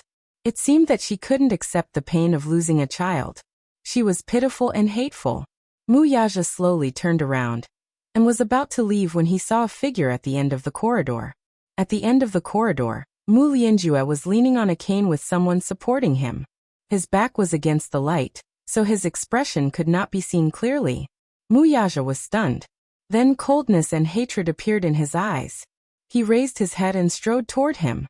When he reached Mu Lianjue, Mu Yaja stopped in his tracks and coldly lowered his head to look down at him from above. His face was cold and sinister. Fourth Mu's fourth brother. The moment he spoke, his voice seemed to freeze 1,000 miles of ice. He directly addressed him as Mu Si, not intending to give him any face at all. Mu Lianjue's body trembled slightly as he raised his head to look at him. In the next second, Mu Yaja suddenly reached out and grabbed his throat with his strong and broad palm. He exerted so much force that one could faintly hear a few weak joints groaning. Mu Lianjue was caught off guard by his sudden move. The cane in his hand fell to the ground with a thud. Grabbing him by the throat, Mu Yaja pushed him hard and pinned him against the wall. Chapter 13:13. Mu Lianjue did not even have the time to react before he was pinned down by the other. He heard Mu Yaja call him by his name without any honorifics. Fourth Mu. That was a title that only someone of Mu Linfeng's seniority could address him by. It was clear that Mu Yaja did not intend to give him any face. The moment Mu Yaja saw him, icy fury surged in his heart, and he could not restrain it. This man was too much of a bully. What did he take him for? Did he really think that just because he didn't show his power, he could play with him in the palm of his hand without fear? What a joke. Look at what kind of shady business he had done behind his back. He did not execute him immediately back then because Second Master Mu was there to stop him. He was busy looking for Yu back then, so he was not in the mood to deal with him. Look at what he had done now. He actually sent an assassin to kill a 7-year-old child. Mu Wanru had lost her mind because of the shock of losing her child. What about him? He could see that this old fart had also gone insane. Mu Lianjue was choked by him. The veins on his forehead bulged as his blood rushed to the top of his head. Due to suffocation, his eyeballs bulged out. Mu Yaja, what are you doing? He struggled to spit out a few words from his throat and looked at him angrily. Did he know that what he was doing was treacherous? In terms of seniority, Mu Yaja should respectfully address him as fourth uncle. He was his elder after all. He, Mu Lianjue, had a prominent and honorable position in the Mu family. He went up to him and grabbed his neck without saying a word. He looked angry and called him fourth Mu. This was more than just treason. This was practically a rebellion. Who gave him the guts to do that? Mu Yaja glared at him coldly. His eyes were bloodshot and full of murderous intent. Mu Lianjue could see the terrifying murderous intent in his eyes. It was real murderous intent. It was not just anger. Mu Lianjue's heart was filled with nervousness and fear. He had never seen such a terrifying expression on Mu Yaja's usually cold and calm face. It was as if he was an ancient king who had been angered and turned violent. His pair of cold and sharp eyes were as sharp as an eagle's. What are you doing? Frightened, Mu Lianjue gripped Mu Yaja's wrist tightly with both hands and began to pry his fingers apart. The Mu family had an illustrious background. The Muse would be arranged to serve in the military when they were young. Just like Mu Lianjue, he had also undergone harsh training in the military when he was younger. Even though he was getting on in years, he still had strength in his hands. However, the current Mu Yaja was at the peak of his anger. All the strength in his body seemed to have condensed in this hand that was choking his neck. No matter how hard he struggled and tried to break free, it was all in vain. Mu Lianjue felt increasingly suffocated. His eyelids twitched uncontrollably as he gasped for air. Mu Yaja's grip tightened, as if he could snap his fragile throat in the next second. I've lost my last bit of patience with you. Mu Yaja sneered evilly. His eyes were like the tip of a cold knife as they landed on the man's face, causing him to feel a sharp pain. Chapter 13:14. D***menu Mu Lianjue. As soon as he said that, Mu Yaja tightened his grip on his neck. In the next second, he felt the world spinning before his eyes. The excruciating pain in his throat cut off all possibility of breathing. He could only feel that his throat was so fragile that it could not withstand a single blow from the other, and would be crushed in the next instant. This brat was bent on putting him to death. He did not leave any way out at all. How heartless. Was he so heartless that he would strangle his fourth uncle to death for a woman, and AB** starred from who knows where? It was as if he could hear the joints in his throat creaking as they tightened. Cough cough. Mu Lianjue gradually lost his strength and could no longer struggle. Madness. This was madness. Mu Lianjue glanced at him, only to see a version of Mu Yaja he had never seen before. One was cold, heartless, and exuded a sharp, murderous aura from head to toe. Mu Yaja glared at him with bloodshot eyes. His pair of dark eyes seemed to be filled with a thick fog of viciousness. It was as if he could topple the mountains and overturn the seas and swallow him whole. Minyu hurried over from behind, only to be stunned by this scene. Realizing that things were not looking good, he hurried forward to calm Muyaja down. "Boss, what are you doing?" Muyaja was not in the mood to respond to him. He only stared coldly at Mu Lianjue's face. The evil and heartless expression on his face made Mu Lianjue's heart sink into an ice cellar. "No, I don't want to die. I can't die." Mu Lianjue kicked him with all his might. However, even when those heavy kicks landed on Muyaja's calf, the latter's posture remained cold and still. It was as if he did not care about his attacks at all. Minyu panicked and went forward to stop him. He knew very well that although this was a private property under the Mu Group, it was still related to the medical industry and was closely linked to the government. No matter how powerful and influential the Mu family was, if someone were to die here, it would be an unimaginable blow to the Mu family. Minyu was puzzled. In his mind, his boss had always been calm and astute, and he was able to clearly distinguish between personal grudges and benefits. So, why was he so agitated right now that he'd completely forgotten where he was? Although Mingda Hospital was under the Mu family's name, there were many mouthpieces of the government in the hospital. He shouldn't have done that. However, Minyu was wrong about one thing. Since Muyaja dared to do this, he must have a way to suppress this matter. Even if he personally dealt with Mu Lianjue in front of everyone in this hospital today, he still had the ability to control the situation. He wasn't afraid of killing anyone. Moreover, as the successor of the Mu family, he had experienced a lot of light and also a lot of darkness. He could be so ruthless because he was not afraid at all. He had the ability to kill Mu Lianjue without causing a stir. Once he hardened his heart, not to mention Mu Lianjue, even if he had to go head-to-head with someone like Mu Linfeng, he would be fearless. No one could do anything to him. Chapter 13-15. Mu Lianjue had violated so many of his rights and trespassed on so many forbidden grounds. Yet he still looked at ease when he met him. Did he not know that the reason why he was so calm and unhurried was that he was confident that he would not dare to do anything to him because he was his fourth uncle? Or was he so sure that he had a certain status in the Mu family that he naively thought that he would not dare to do anything to him? Minyu panicked when he saw that Mu Lianjue's breathing was getting shorter and shorter. His face had turned red, and the veins on his forehead were about to pop out. He was so anxious that he broke out in cold sweat. Could it be that the boss was really going to kill someone? Thus, he braced himself and went forward to stop him. "Boss, calm down. Don't get angry, lest the harmony in the family is damaged." Muyaja easily pushed him aside with one hand. "Get lost." Just as he was about to lose his wits after being pushed aside, an angry bellow was heard from behind him. "Are you crazy? Stop it." It was Mu Linfeng's voice.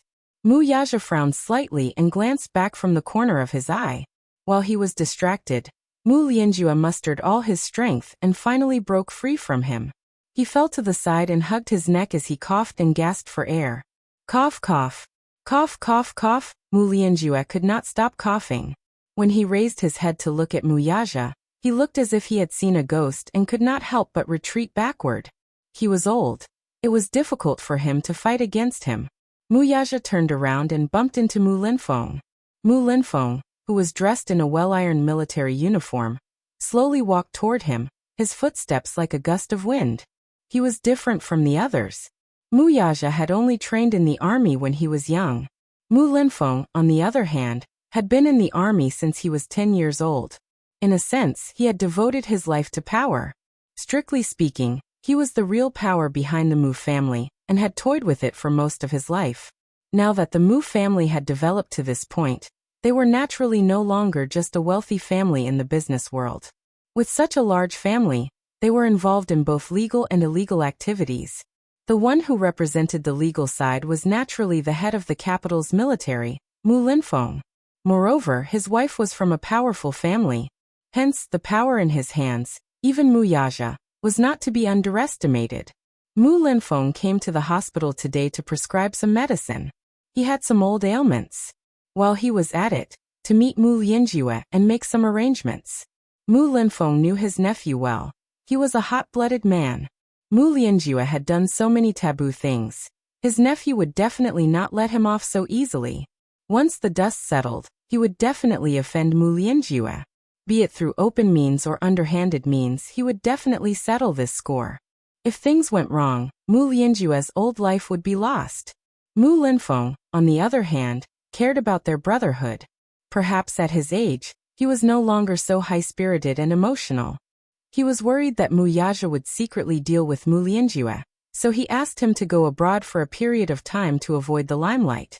He came to the hospital to check on Mu Wanru's condition, and to understand the situation from the doctor. Chapter 13:16. Thankfully, he had appeared in time and stopped him in time. Otherwise, he wouldn't have dared to think further. From the earlier scene, Mu Linfeng had indirectly experienced how ruthless his nephew could be. Mu Yaja looked at him with a lukewarm expression. "Second uncle, why are you here? You're crazy. How impudent. Are you crazy? What were you trying to do earlier?" "Nothing." Mu Yaja sneered. "It's been so many years. Some old grudges should be settled with someone, right?" "Nonsense." Mu Linfeng was flustered and exasperated. He was about to say something when he suddenly paused and looked around with a warning look in his eyes. When Minyu saw this, he naturally understood what he meant. He immediately cleared the crowd and left the stage himself. At this point, only the uncle and nephew were left in the corridor. After everyone left, Mu Linfeng glared at him. "Don't mess around. Yaja, he's your fourth uncle and your elder. Do you think it's appropriate for you to do this? No matter what he did wrong, he's still your elder. What you did earlier was simply disgraceful." Mu Yaja's face turned cold. "Why, second uncle? From your tone, it sounds like you're trying to absolve fourth Mu." Mu Linfeng retorted. "Fourth Mu, is that a title you have the right to call him? You should respectfully call him fourth uncle. Don't be rude. What you did was disgraceful. Second uncle, you're the one who has no right to interfere in the grudge between me and fourth Mu." Mu Yaja sneered. This time, he didn't give Mu Linfeng any face. In short, he didn't give him a way out. Mu Linfeng almost fainted from his insolent tone. "Do you still have any respect for your elders? Do you still have any manners?" Mu Linfeng's temper flared as he scolded without any grace. "You must remember that he's your elder, and you're his junior. No matter what he did wrong, it's not up to you to act rashly here. Do you understand? Second uncle, are you going to interfere in this matter to the end?" "I don't know what you're talking about. I won't interfere with you, but you have to be clear about the difference in status. I don't want to see what just happened again." Mu Yaja looked at him deeply. His eyes were cold and the corners of his thin lips lifted slightly. However, he asked a question that pierced one's heart. It seems that second uncle is determined to protect him. His tone was incomparably gloomy, causing people to tremble with fear. Mu Linfeng was furious. At the same time, he looked into Mu Yaja's eyes, which were unfathomable.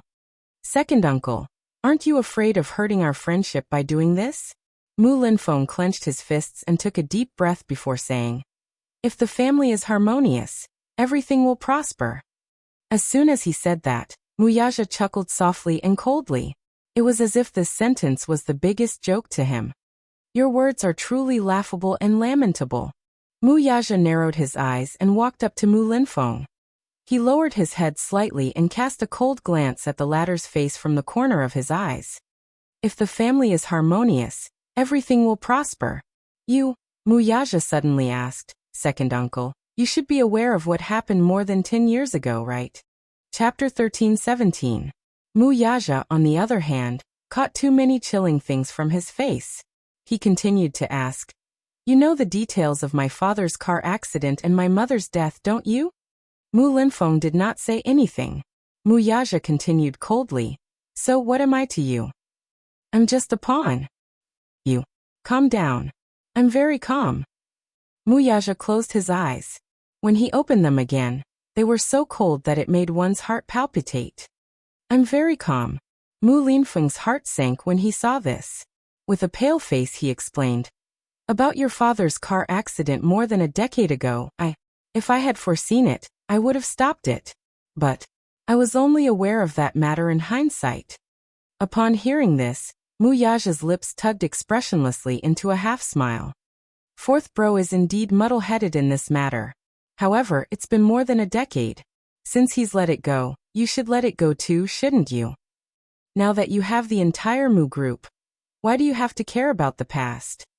It's been so many years, let's just settle it. Muyaja laughed.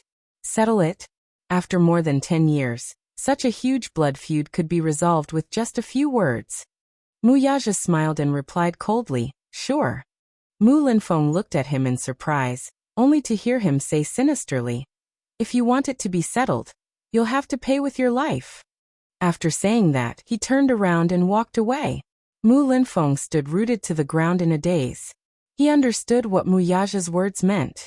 He was definitely going to use Mu Lianjue's life to settle this debt.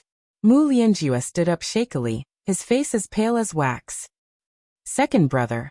Fourth bro, look at you, you've incurred this debt. Why did you do such a foolish thing back then? Mu Linfeng glared at him in exasperation. Mu Lianjue's face paled. If it was in the past, he would definitely have said in an old-fashioned manner, Humph, that lad definitely won't dare to do anything to me. However, after what happened just now, he could clearly see the murderous intent in Muyaja's eyes. Now he did not dare to say such a thing no matter what. Second brother, don't you understand me? Why did you do that back then? You've seen it too. You've seen it clearly. In terms of ability and skill, am I any worse than Lianqing? I'm only more outstanding. However, how did that old fart make such a decision? The Mu family's inheritance's position. But in the end, it's given to Lianqing. I can't accept this. Can you accept it? Even though you don't say anything on the surface, you're still indignant deep down. Mu Linfeng fell silent. In the dim corridor against the light, two elders in their 50s stood facing each other, but they could not see each other's faces. Chapter 13:18. He coughed violently when he got agitated and then said hoarsely, I didn't do that purely for my own benefit. I did it for the Mu group. I can't do it. I can't watch the Mu family's empire fall into the hands of a piece of trash in just one night. That's our blood, sweat, and tears.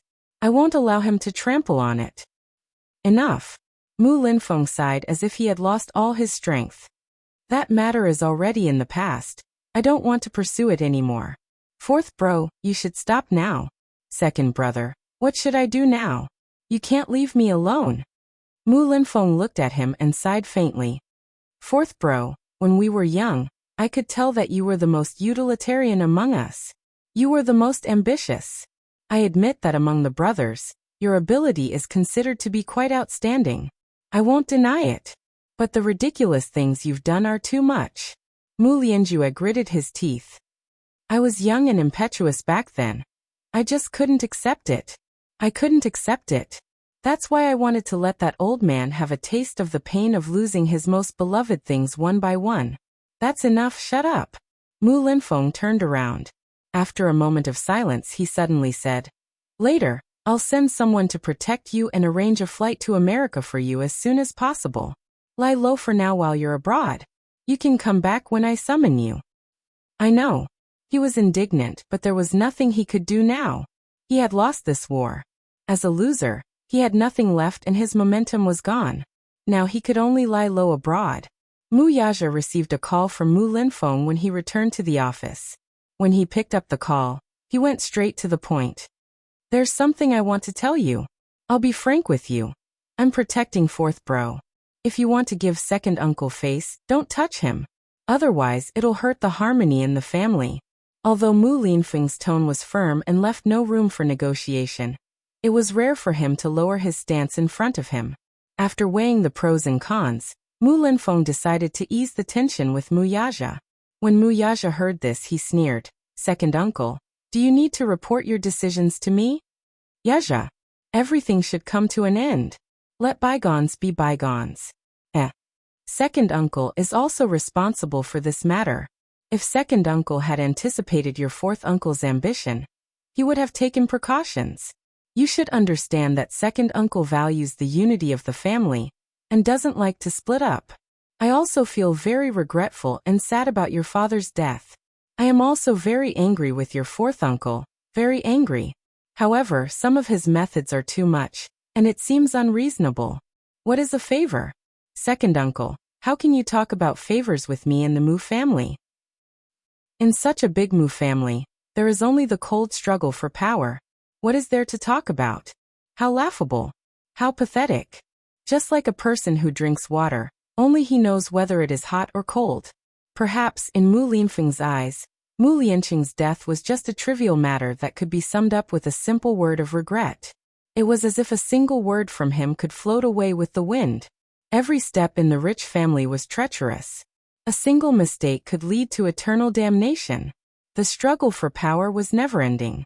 Even though he knew this, he still could not forget the pain. The pain that almost destroyed him. Chapter 13:19. Mu Linfeng fell silent.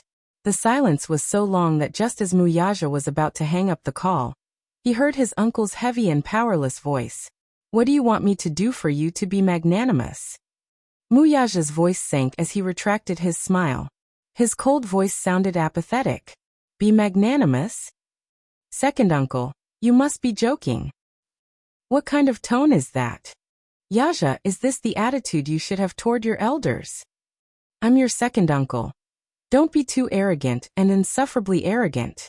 Mu Lianjue flew into a rage out of humiliation at his indifference. Yaja, consider it as giving your second uncle some face. For the sake of our family's bloodline, at least don't be so ruthless. He's your fourth uncle after all. The same blood flows in his veins.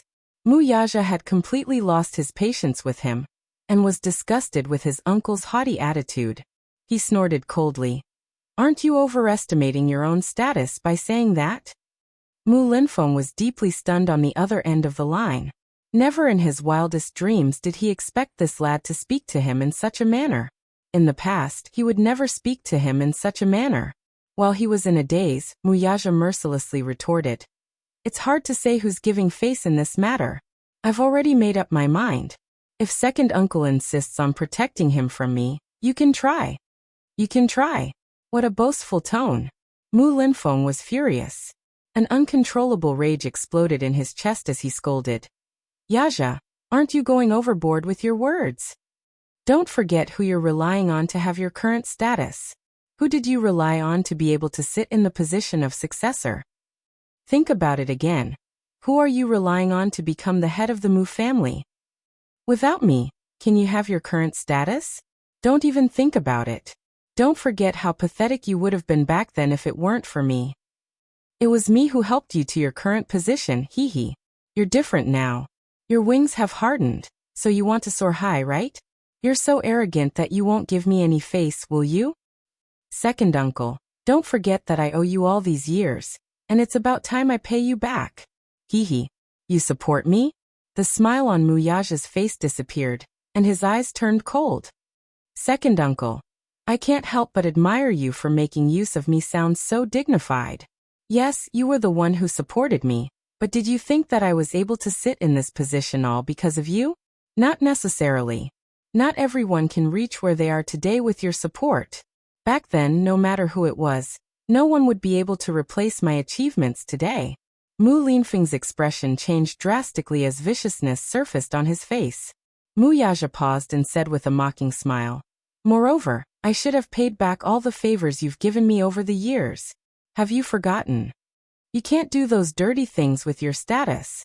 Those dirty tricks that you couldn't complete were done by me. Why? Are you trying to erase this bit of credit with just a few words from you?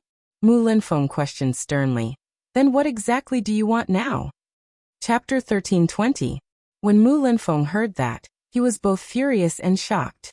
Firstly, it was because of Mu Yaja's arrogant tone. Secondly, it was because of the implied warning in his words. Mu Yaja had no intention of giving him any face at all. While he flew into a rage out of humiliation, he also felt a trace of lingering fear in his heart. He couldn't help but fall into deep thought. How loyal were the people he had groomed for so many years to him? In the past, Mu Yaja had always been respectful toward his elders. Despite his arrogance, callousness, and indifference, he was still very respectful toward the elders in the family. Now, however, from his words, Mu Linfeng could tell that he was actually being unreasonable and rebellious toward him. He couldn't help but wonder if he should teach him a lesson and teach him a lesson. With that thought in mind, his words became impolite. Aha! Don't go overboard. Umph. You brat, you actually know how to argue with me, huh? Fine. Since you put it that way, I have nothing else to say. You settle your score, and I'll protect my people. If I can't protect them, it'll be because of your ability. However, let me say this first. Yaja, don't blame me for not reminding you when the time comes.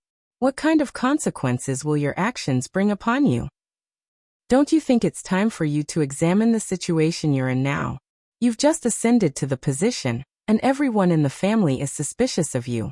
If you act rashly at this time, aren't you afraid of those gossips? When the time comes, if there are unfavorable rumors about you within the family, you'd better be careful not to lose your position as the head of the family. Second uncle, you should know me well enough.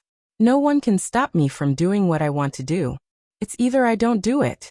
If I do, I won't leave a way out. I think it's best if you don't waste your efforts. Otherwise, I'll embarrass you when the time comes. His uncle warned him. In that case, he also gave him a piece of advice. Mu Linfeng gritted his teeth. You'll regret it. Mu Yaja coldly added. I've never regretted what I've done. Second uncle, you're overthinking it. With that, he cut off the line. On the other end, Mu Linfeng was so infuriated that he slammed the phone on the table and stood up abruptly. With his hands behind his back, he paced back and forth on the spot, clearly irritated. This brat's wings were really getting harder and harder. How could he say something like that? Mu Linfeng was furious. On the other end, Mu Yaja hung up the phone and pondered for a moment. As his second uncle, he was bound to protect his nephew. There was one thing that second uncle had nothing to say about. Thus, even though he had some disputes with Mu Lianjue when he was younger, he had let it go at this age. On account of their brotherhood, Mu Linfeng was naturally unwilling to watch the family members kill each other. If it were any other matter, Mu Yaja would not have brushed him off for his sake. However, this matter was out of the question. Putting aside the matter of Mu Lianjue harming his parents more than a decade ago, the thought of him sending trained assassins to kill Yu, for the sake of exterminating all of them, was intolerable. Who gave him the courage to touch his woman and son? Mu Yaja then made a call to a mysterious person. Chapter 13:21. When Lu Jinyu heard Mu Yaja's deep tone, he knew that this was not a small matter. Thus he did not waste time on small talk and said forcefully, Chief, tell me. Mu Yaja knocked on the table and said in a deep voice, I want something, but it's not suitable for me to show my face with my current status. I need you to secretly give me the order. What is it? Mu Yaja narrowed his eyes and said word by word. I want a person's life. In the afternoon, Yin Shirshir was coaxing the two children to read a script at home, when she suddenly received a call from her father. Some time ago, he rushed back to his hometown to attend a funeral. It was said that his mother had passed away, so he hurried back. Later, he called to say that he would be observing mourning in his hometown for a period of time. He then reminded Yin Shirshir to take care of herself at home. Yin Shirshir also reminded him to take care of his health. The father-daughter pair usually kept in touch with each other, but this time, Yin Yeqing had called to discuss something with her. Shirshir, it's like this. There's something I want to discuss with you. Dad, what's the matter? Do you still remember Uncle Yeho whom you met when you were young? Uncle Yeho, Yin Yeho, was Yin Yeqing's younger brother. Yin Yeqing's hometown was in a small county dozens of kilometers away from the capital.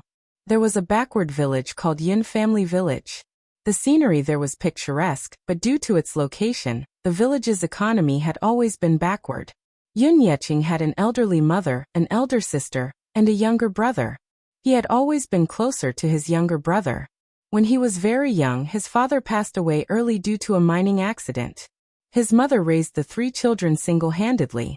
When he was young, he entrusted his mother to his younger brother, Yin Yeho, and came to the city to make a living. When he was young, he was high-spirited and had a good head for business, so he worked hard to make a name for himself. At that time, he wanted to bring his mother and siblings to the city to enjoy life. In the end, his old mother was used to living in the countryside and refused. Yin Yeho, on the other hand, allowed Yin Yeqing to develop his career in the city with peace of mind. Since his mother was not in the city, it was only natural for him to stay at home and take care of her. Yin Lingru, on the other hand, could not wait to rush to the city. Her father arranged a job for her, so she settled down in the city, got married, and gave birth to a pair of children. This time, however, he was talking about Yin Yeho. It turned out that Yin Yeching's mother's health had deteriorated a few years ago, and Yin Yeho had always been filial to her on behalf of his elder brother. Yin Yeching would send a sum of money to his hometown every month, but ever since the Yun family's downfall, he could not help but feel a little strapped for cash. Hence, he could only send a small amount of money each month. Because of this, Yin Yeho's wife had complained about this. Yin Yeho, on the other hand, was an honest man. He did not complain at all and took good care of his mother all the time. It was just that the weather was unpredictable. A year ago, when Yin Yeho was working at a construction site, the safety measures were not in place, and he fell from the 3rd floor. Coincidentally, half of his body was paralyzed. From then on, he could only stay in bed and needed someone to take care of him. Chapter 13:22. Yin Yeho was afraid that his father would worry about this matter, so he did not bring it up. The main reason was that he was afraid that he would become a burden to his father. Moreover, he was an upright person, so he did not mention it to his father. It was only when he rushed back to his hometown to handle the funeral that he learned about this matter. He had mixed feelings about it. All these years, Yin Yeho had been the one to fulfill his filial piety on his behalf. Now that his younger brother had fallen ill, it was only after a year that he, as his older brother, learned about it for the first time. When he saw his brother lying paralyzed on the bed with his weathered face, he suddenly felt guilty. He had let his younger brother down. Now that the funeral was over, Yin Yeching had the idea of bringing his brother back to the city to live with him. He wanted to take good care of his younger brother while he was still young. However, he remembered that his house in the city had been sold, and he was now living with Yin Shirshir. Would it be bad for him to bring his younger brother back? Although their house was big, he was afraid of disturbing Yin Shirshir when he thought of how she would have her own family and life in the future. Hence, when Yin Yeching called to ask for her opinion on this matter, he brought it up to her. Shirshir, I know that you're kind-hearted and won't reject my request. However, I still hope that you won't force yourself. I haven't been filial to you all these years. Now that your brother is sick, I feel bad and want to bring him back to the city to take care of him. Will you be angry with me? Yin Shirshir was silent for a moment. Yin Yeho, Yin Shirshir had met this man twice when she was young. This time, not long after she had arrived at the Yin residence, Yin Yeho and his family had gone to the city to visit their relatives. Wearing rustic clothes, they brought along local specialties, fruits, and vegetables from their hometown to visit Yin Yeching's family. At that time, he had even carried her. He was very close to children and especially liked them. Between Yin Shirshir and Yin Shirshir, he especially liked the docile and obedient girl and doted on her. The second time was when Yin Yeching's business was ruined, and his family was in dire straits.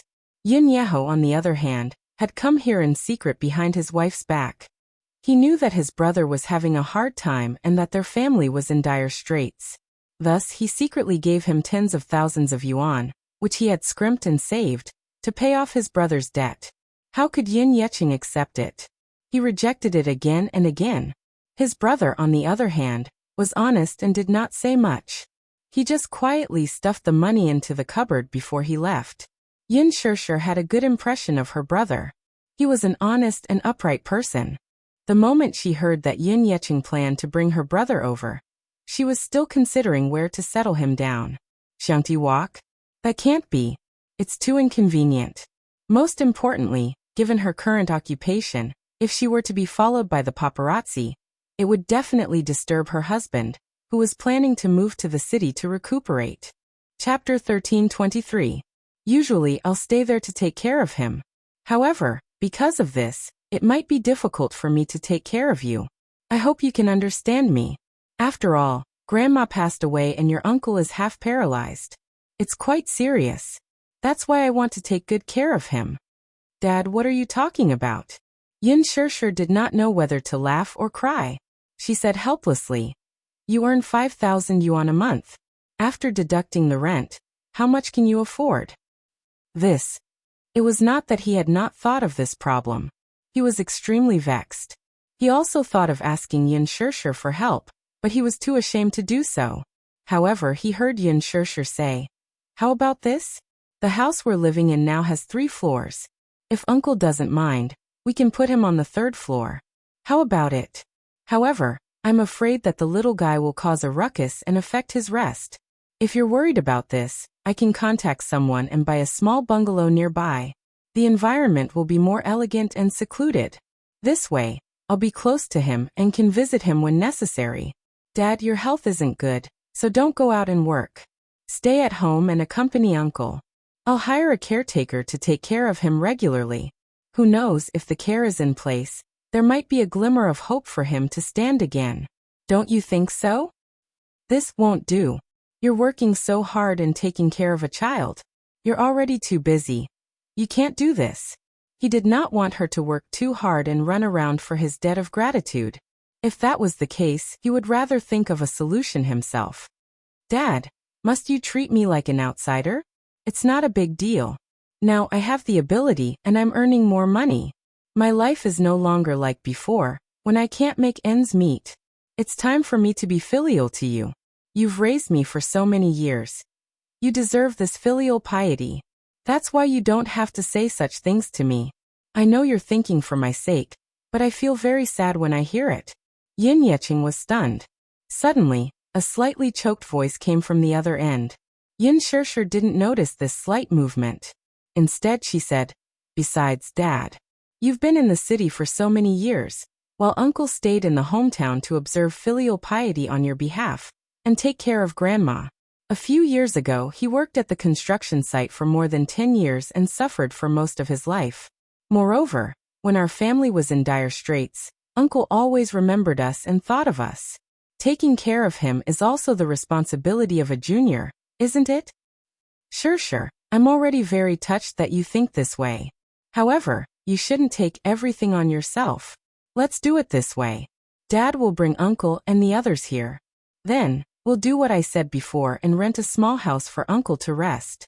We'll talk about the rest later. Dad, this is not appropriate. Yin Shirshir sighed. Hey Shirshir, listen to me. I have my reasons for making such arrangements. What is the reason? At the mention of this, Yin Yeching stammered and refused to say. He only said that it would implicate Yin Shirshir. Under Yin Shirshir's repeated questioning, he finally spilled the beans. Chapter 13:24. When Yin Yeho was young, he relied on his hard work to build a new house in his hometown, and married a wife named Xiangyu, who gave birth to a pair of daughters. Originally, the days were peaceful and quiet. However, when Yin Yeho got into an accident, there were some subtle changes to his life. His wife did not usually go out to work. Instead, she took care of a few acres of land at home. Usually, she would work in the fields, while her husband would work outside and send money home. Later, when he was working, he was seriously injured and became paralyzed. The pillar of support for the family collapsed, cutting off half of their source of income. As a result, the burden of living fell on his wife. At first, she did not complain.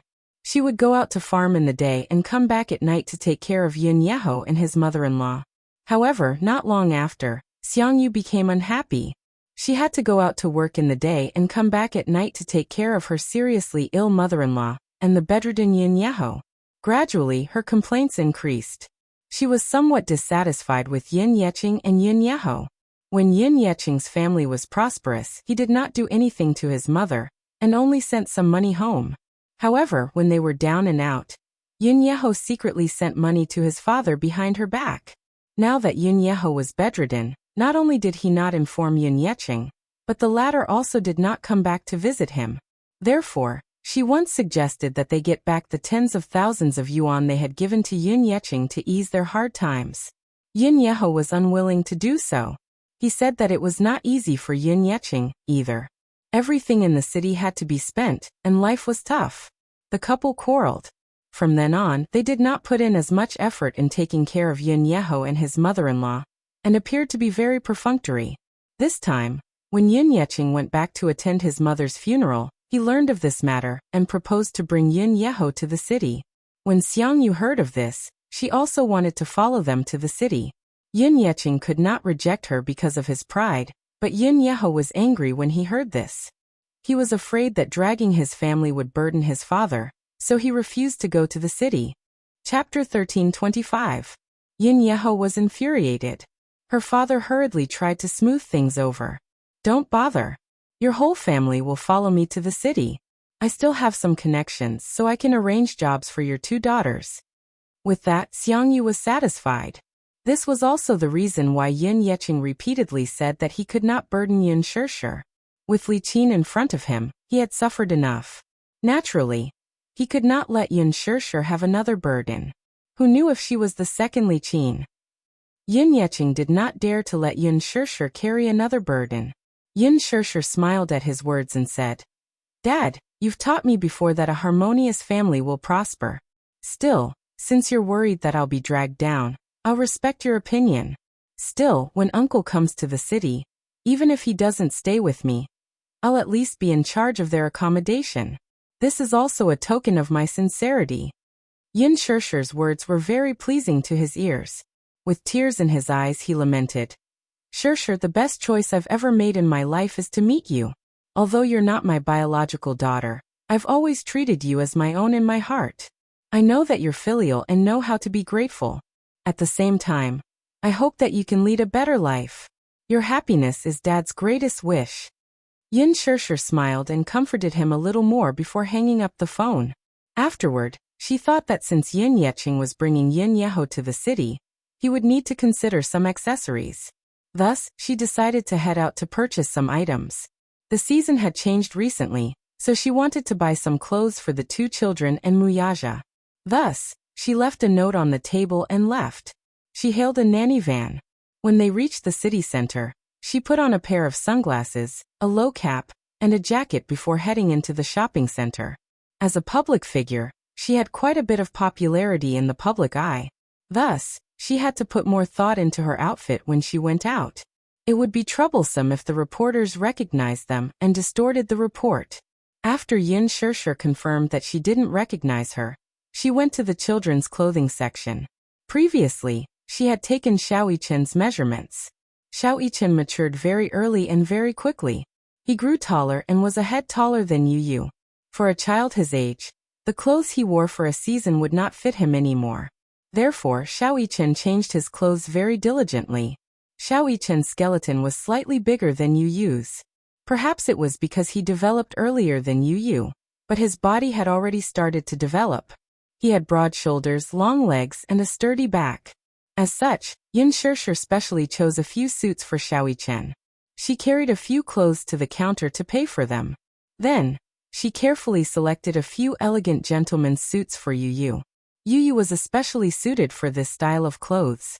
The suits made the little guy look elegant, classy, and especially noble. When she brought a few pieces of clothing to the counter, the salesperson looked at her with a strange gaze. Just as Yin Shirshir took out her wallet, the salesperson at the counter stared at her and asked tentatively, Are you that Yin Xiachuan who acted in The Green Apple with Gu Xingze? Chapter 1326. I can't remember your name, but I know you. I've seen the movie you acted in online. You played the role of Yin Xiachuan in it, right? Yin Shirshir's lips twitched a few times before she said calmly, Please help me settle the bill. Thank you. Oh, okay. The shop assistant quickly packed up the clothes she had bought. However, she suddenly realized that the clothes Yin Shirshir had brought over were children's clothing. She noticed that they were clothes for children around 7 or 8 years old. Why was she buying clothes at the children's clothing section? The shop assistant was suddenly stunned. The internet had advertised that Yin Shirshir was as pure as a young girl, and that she was single. She had never been married. Could it be that she had gotten married in secret and had a child? But these clothes were for children around 7 or 8 years old. If she were to convert, she would have had a child at the age of 18. However, according to the law, 18 years old was not the legal age for marriage. Could it be that she had a child out of wedlock? And it was an illegitimate child. The shop assistant cursed silently, and was shocked by her own suspicions. This rumor was so explosive. Hence, when Yin Shirshir carried the shopping bags in her hands, She suddenly caught a glimpse of a few shop assistants huddling together and secretly taking out their cell phones. The cameras seemed to be aimed at her. Secretly taking photos? Yin Shishir's heart sank. She immediately turned around and left in a hurry. Behind her, one of the shop assistants suddenly slapped her forehead and had an epiphany. Ah, I remember now. I remember now. Isn't she Yin Shishir? The one who was rumored to be in a scandal with Gu Xingze. Yin Shishir. I know her. She just debuted, and she's already very popular. Yin Shishir walked briskly. The shop assistants behind her raised their cell phones and aimed the cameras at her. They were following her, because of her fame. She reached out to stop them. Stop taking photos. Can you stop taking photos? Yin Shishir panicked. In the past, she would have her assistant and bodyguard with her. At this time, the bodyguard would appear and stop these people. But now she was alone. Other than hiding and begging pitifully, there was nothing else she could do. She didn't expect that after dressing up like this and wrapping herself up like a dumpling, she would still be recognized. It could only be said that the green apple was too popular. The meticulously edited trailer with exquisite scenes and a warm melody. Once those sensational and beautiful scenes were released on the internet, it immediately caused a strong reaction among the young people. The memories of my youth, the warmth in my memories. Gu Xingze and Yin Shishir's acting as the winter and summer couple couldn't be any more perfect. Even though Gu Xingze and Yin Shishir are in their 20s, their acting is as authentic as a 16-year-old's. The green apple s the green apple. Yin Shishir s the green apple. But after seeing the trailer, it's beyond everyone's expectations. It seems to be a good feeling. In addition to the official Weibo's promotion and the hype of various famous marketing accounts, Gu Xingze also revealed the highlights of the filming from time to time. Hence, the topic of the green apple was constantly trending on the internet. Hence, almost all the young people who frequently surfed the internet knew about Yin Shishir. Yin Shishir walked all the way, but the shop assistants were still chasing after her with their cell phones. They madly took photos, recorded videos of her. She was a celebrity. And a big celebrity. Chapter 1327. Actually, given Yin Shishir's current status, it could only be said that she had just become famous. Other than acting in a movie, shooting a few print advertisements, and taking on a MV for an idol drama's original soundtrack, she was widely known by the public due to her high exposure. However, in terms of status, she could not be compared to Han Yuyan and Yang Mi. The reason why she was considered a big star was because Lin Fengtian's personal charisma was too strong. In addition, he had worked with Gu Xingze before. Moreover, the two of them had been involved in scandals outside of filming. In the eyes of the public, Gu Xingze had always been an excellent idol who was insulated from scandals. He rarely had any scandals with female celebrities. Other than some groundless accusations by the media and the female celebrities who had worked with him deliberately buying marketing accounts to create scandals, Gu Xingze could be said to have no scandals at all. Therefore, when Gu Xingze's team did not particularly resist the scandals between him and Yin Shishir, in the eyes of the public, Yin Shishir had almost become the heavenly king's sister-in-law candidate. A female celebrity who had worked with Gu Xingze before. She had been very popular recently. Moreover, everyone had their vanity.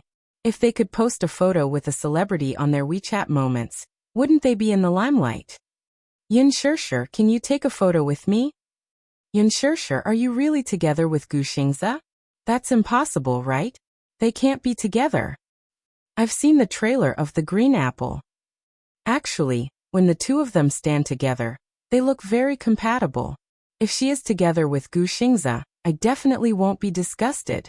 Yin Shishir, can you take a photo with us? The voices behind her were still chasing her relentlessly. Yin Shishir turned around and glanced. She did not know when, but the number of employees behind her had increased from 2 to 3. Many of them were passers-by who were shopping in the mall. However, when they heard a loud voice, they knew that a big star had arrived. When they heard that it was Yin Shishir, who had been involved in a scandal with Gu Xingze not long ago, they all chased after her out of admiration. It was a rare opportunity to be in close contact with idols and celebrities. In addition, many people were curious about the relationship between Yin Shishir and Gu Xingze. They wanted to find out more about it. Unknowingly, the number of people following her increased. Yin Shirshir was like a headless fly bumping about in the huge shopping mall. She rarely came to shopping malls. After becoming a public figure, she had fewer opportunities to shop and could only shop online. However, when she shopped online, the things she bought were always not to her liking. That was why she had the idea of shopping today. The mall was so big, and there were so many twists and turns. She was not careful and walked into a dead end. Yin Shirshir sucked in a breath of cold air. When she turned around, she found that the road was completely blocked. What should he do? Yin Shirshir stood helplessly on the spot. She was so nervous that she broke out in cold sweat. She didn't know what to do. She immediately called Mu Shi and informed her of her current location in a hushed voice, asking her to hurry over to put out the fire. Mu Shi said that she would be there in 10 minutes. However, distant water could not put out a nearby fire. What should she do now? Yin Shirshir was at a loss for a moment. Yin Shirshir, I'm your little fan. Can I take a photo with you? A passerby asked excitedly. Yin Shirshir licked her dry lips. Inside she cursed, fan? How can you be a fan? Chapter 1328. Her movie had yet to be released, her print ads had yet to be released on a large scale, and her music video had yet to be released. At most, it would be hyped up on the internet. Where did her fans come from? At most, they were fans of her looks. However, Yin Shirshir was self-aware. She knew very well that she was not a big shot to the extent that she would have fans no matter where she went on the streets. She could be considered a fan. Usually, when a fan made such a request as a celebrity, she would ignore it. Unless there were complete protection measures and bodyguards at the scene, only then would she be able to satisfy the fan's request appropriately. Even so, she could not get too close to the fan. This was what Qin Zhou had warned her. Because the entire team was planning a publicity stunt for her, they planned to tie her and Gu Xingzi together to increase her popularity. After all, in the entertainment industry, where the new and the old were replaced with each passing day, only the newcomers would be happy, but not the old ones. If there were no topics to talk about, they would be outdated very quickly. Yin Shirshir was currently in a slack period.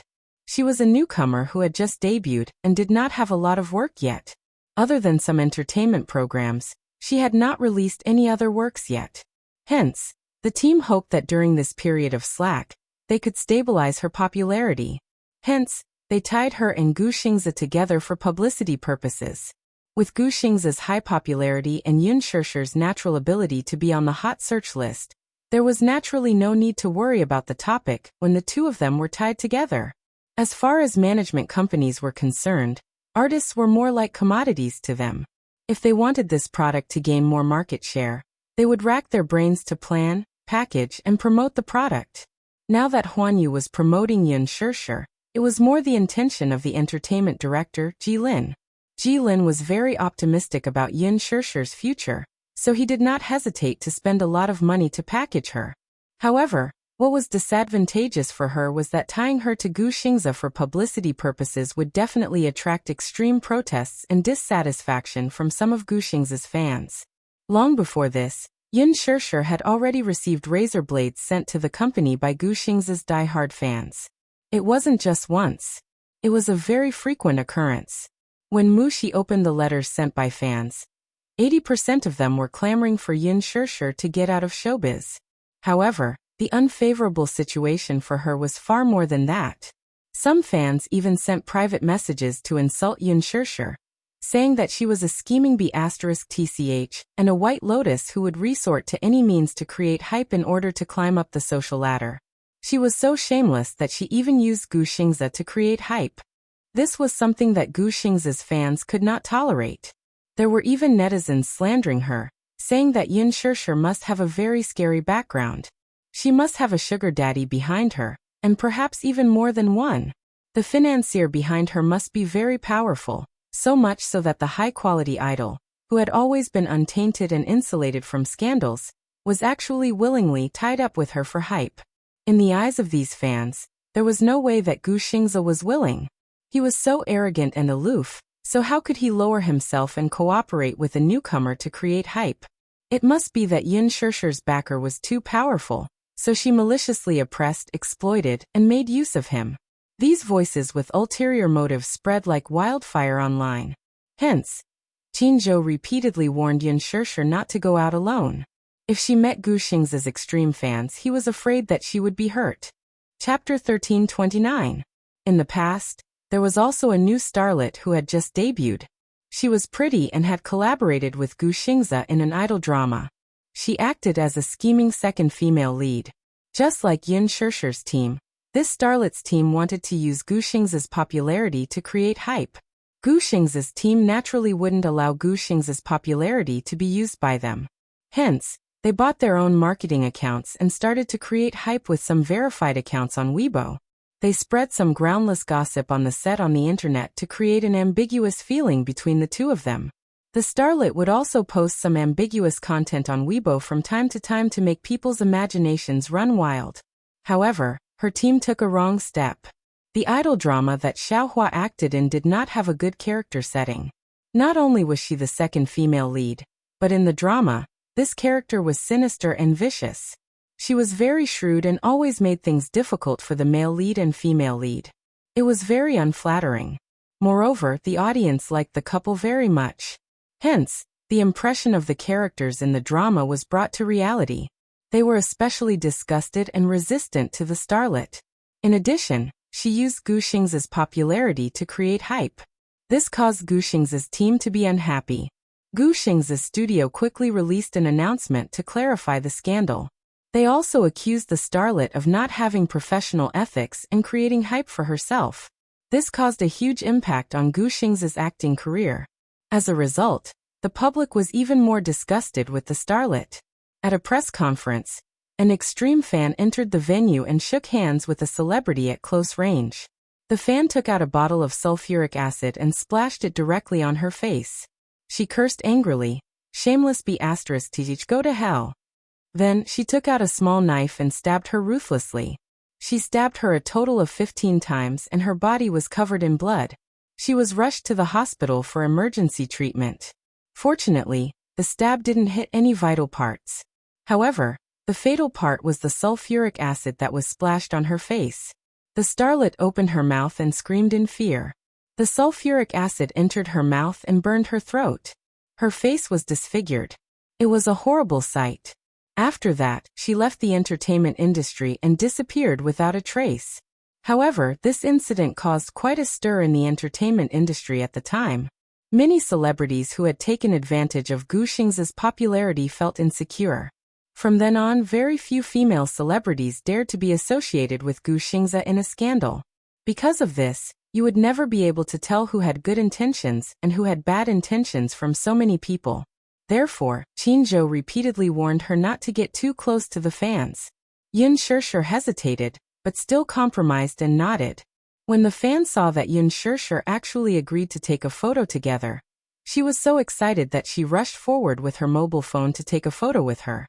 As soon as she stepped forward, the others also rushed forward and surrounded Yin Shishir, constantly throwing out questions that were even sharper and more vicious than those of the media reporters.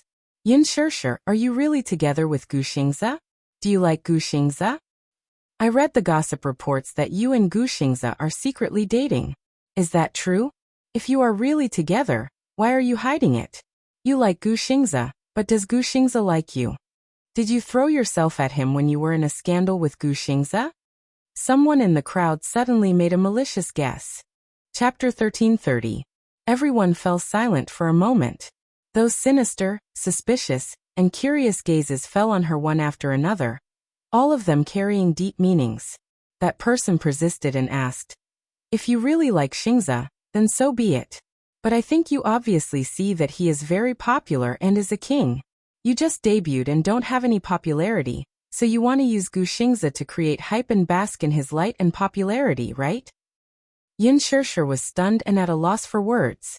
She didn't know how to respond to these unkind and malicious questions.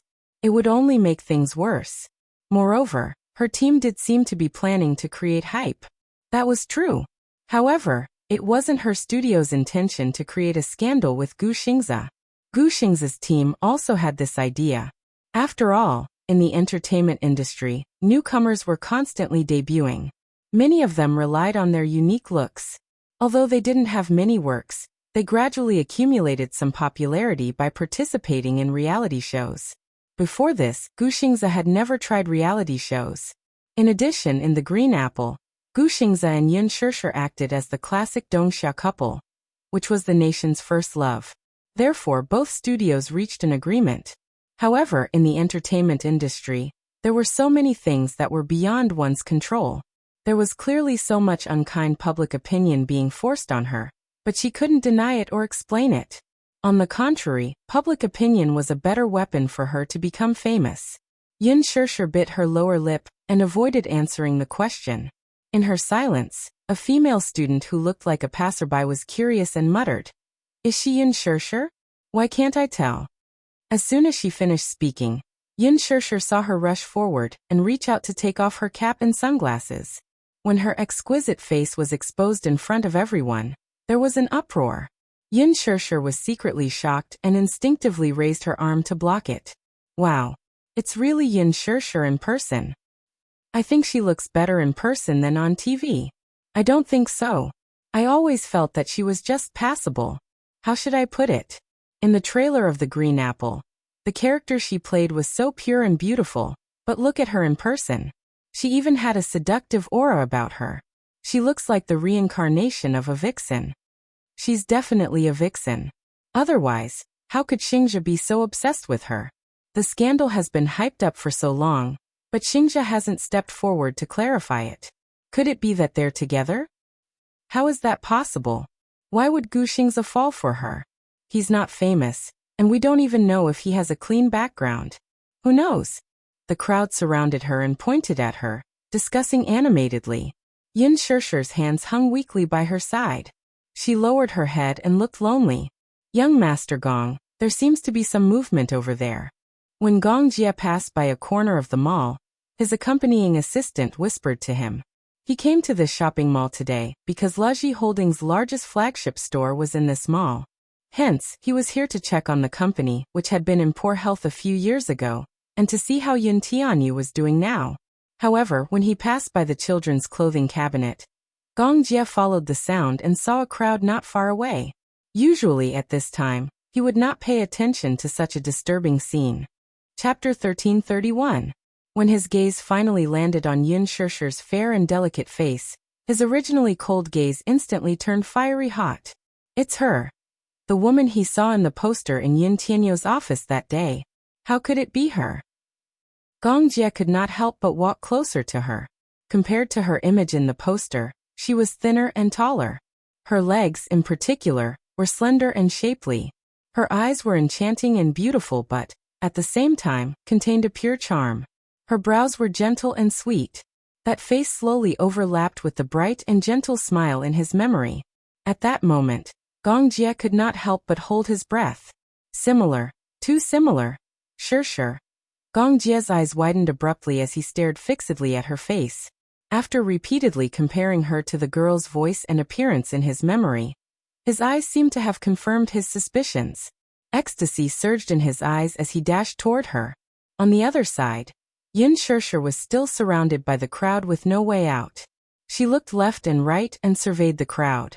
However, wherever she looked, there were unfriendly, suspicious, and contemptuous looks. Perhaps, some of them had good intentions. However, some of them had undisguised malice on their faces.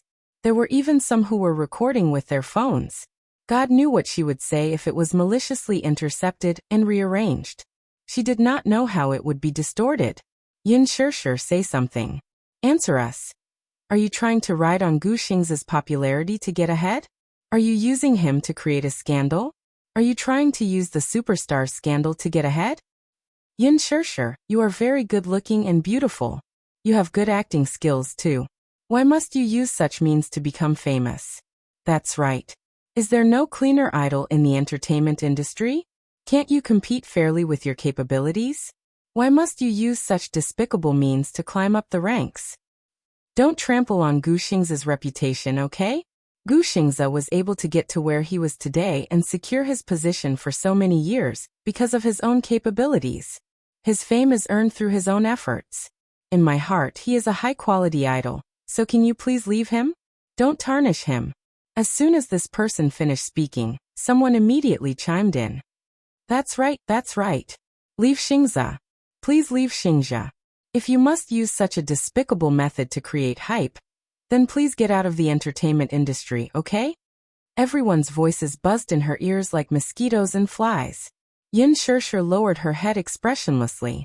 She did not know when this farce would end. However, at this moment, a tall and slender figure suddenly rushed into the crowd. Gong Jie reached out and pushed the crowd aside. His actions were so urgent and domineering until he stood in front of Yin Shirshir. Gong Jie's fingers trembled as he held her face. His nervous gaze fell on her face as he carefully sized her up. Then he suddenly hugged her tightly in his arms. Shirshir, you're still alive. His voice was deep and hoarse. He hugged her so tightly that it was as if he wanted to merge her into his flesh and blood. Chapter 1332. Yin Shirshir was stunned. Her mind, which was already in a mess, was disconnected from the sudden situation. She could not connect the dots. Before she could see clearly who had rushed into the crowd, she was held tightly in the arms of a man, unable to move. She thought it was a fan and struggled subconsciously. Let go of me. Shirshir. Who are you? She flew into a rage out of humiliation and pushed him away with all her might, only to realize, to her chagrin, that this man was simply too strong. No matter how hard she tried and how hard she struggled, the man in front of her remained in this position and did not budge an inch. What was going on? Everyone was shocked and could not come back to their senses. Earlier, when Gong Jie had rushed into the crowd, everyone had immediately noticed this man. It was not because of anything else, but because he was too outstanding. His tall and straight figure was a full shoulder taller than Yin Shirshir. Yin Shirshir was also considered tall and slender, but in front of him, she could only barely reach his chest. The man stood tall. His well-ironed white suit wrapped around his muscular body, as well as his long, straight legs. A black trench coat was draped over his shoulders, reaching down to his knees. He exuded a seductive beauty in uniform, handsome without waves. It was weird to describe a man as seductive, but on this man, it did not feel out of place. He was too beautiful. His neat silver hair fell to his ears. His facial features were like those of an ancient sculpture. His features were well-defined, deep, and exquisite. He was noble and handsome, a pair of deep and mesmerizing eyes. His eyelashes were thick and curled, revealing a cynical and devilish aura. This devilish aura was insufferably arrogant, flamboyant, and unrestrained. He was like an overlord who dominated the world, extremely cold. However, at this moment, when he hugged Yin Shirshir deeply, there was an indescribable tenderness in his eyes, as gentle as jade. The onlookers could not help but be shocked. Her first reaction was, could this be another reality show? Or was this an idol drama? Hence, the crowd looked back nervously and excitedly to see if there was a hidden camera in a corner of the mall. They couldn't be blamed for suspecting that they were filming an idol drama. The woman in front of them was as beautiful as jade, and the man was elegant and handsome. When they stood together, they looked like an eye-catching painting. Is this a drama? I also feel like it's a drama. Maybe it's a reality show? Who is this man? How come I've never heard of such a young hunk in the entertainment industry? He's so handsome. He has a completely different style from the popular young hunks recently. He's so tall and handsome. I really like this one. What's this man's name? He's so handsome, even more than Gu Xingza. That's strange, I've never seen him before. With a face like this, it's hard not to be read. What's his name? Is he a celebrity who just debuted? I'm almost mesmerized by him. Oh my God, look at his hands. They're so long and beautiful. His eyelashes are also very thick. If he were to look at me, my heart would probably melt. Chapter 1333. Everyone was mesmerized by Gong Jie's cool beauty and couldn't extricate themselves. Many people took out their phones and recorded this scene. They uploaded it to Weibo and curiously asked the netizens about this man's name. However, at this moment, in Gong Jie's eyes, the vast world had lost its color. In his eyes, he could only see Yin Shirshir. Everyone else was like air. They didn't exist. Shirshir. Gong Jie gently whispered her name. He hugged her even tighter and refused to let go. He was afraid. He was afraid that if he accidentally let go, she would struggle out of his arms. All of this would be like those recurring nightmares that would shatter. He was even more afraid that if he let go again, he wouldn't know how long he would lose her again. He had searched for her for so long. Everyone told him that she was dead and no longer existed in this world. He should have given up, but he still held on to that little bit of stubbornness until now. However, fate allowed him to meet her again. He found her, so no matter what, he couldn't let go of her. 15 years ago, he had lost her once and they had been separated for 15 years. This time, he definitely couldn't let go. If he could, he really wanted to hug her like this. Time would stop at this moment and not move forward. He wanted this hug that he had lost for 15 years to last a little longer, just a little longer. Yin Shishi's heart skipped a beat when she heard him call her name. In an instant, her body became as stiff as a rock. She didn't know who the man in front of her was, but she didn't know why. But when he called her nickname, Shishi, he muttered. His voice was incomparably hoarse and deep. It was filled with the fragility and sadness of a foam board. At the same time, it was mixed with the joy and emotion of a reunion after a long separation. For a moment, she seemed to be infected by these emotions. She couldn't push him away. Subconsciously, she didn't reject his hug. Shishi. In her memory, a boy who looked similar to her always stuck behind her and was inseparable from her. Shishi. The boy's clear and tender voice was like a clear spring flowing in a mountain stream, tinkling and pleasing to the ear. The girl turned around and said seriously, Xiaojia, call me big sister. Understand? Don't call me that. I like to call your name, Shishi. Isn't it nice? The girl sighed helplessly. The boy ran in front of her and gently held her face with his soft little hands. His pair of charming eyes slightly curved, and a bright smile bloomed on his face. Shishi, let's stay together for the rest of our lives, okay? Xiaojia, call me big sister, the girl emphasized weakly. No, call me big sister. Don't shout. The boy was unconvinced. We were born on the same day. You were only born a few hours earlier than me. Why should I call you sister? That's unfair. Even if I was born a second earlier than you, I'm still your sister. But you're so stupid and weak. Why don't you call me big brother? I'll protect you for the rest of my life. Xiaojia, if you continue to be like this, I'm going to ignore you. The girl was angry and made a move to leave. The boy hurriedly stopped her and held her hand. Don't, Shishi. Play with me. I'm playing alone. It's so boring. His voice was soft and cute. He held her hand and twisted his body to act coquettishly. Chapter 1334. No matter how awkward the boy was, when he raised his head to look at the girl's face, which was pretending to be angry, he finally gave in. He lowered his eyes and glanced at her from the corner of his eyes. Suddenly he called out bashfully, Sis. His crisp voice was especially pleasant to the ears. So nice. The girl smiled in satisfaction and guided him patiently. Call me that again. The boy turned to look at her. When he saw the satisfied and bright smile on her face, a hint of shyness flashed across his well-defined eyes. He spoke again in a tender voice. Sis, let's play together, okay? Sure, I finally found you. Gongjia muttered to himself as he hugged her even tighter. It was so tight that she felt like she was about to suffocate. When she heard his voice, she hesitated for a moment and was secretly puzzled. Why did she feel an inexplicable longing for his embrace? She clearly did not know him. Why did she feel a sense of closeness when they were strangers? She actually did not reject his hug at all.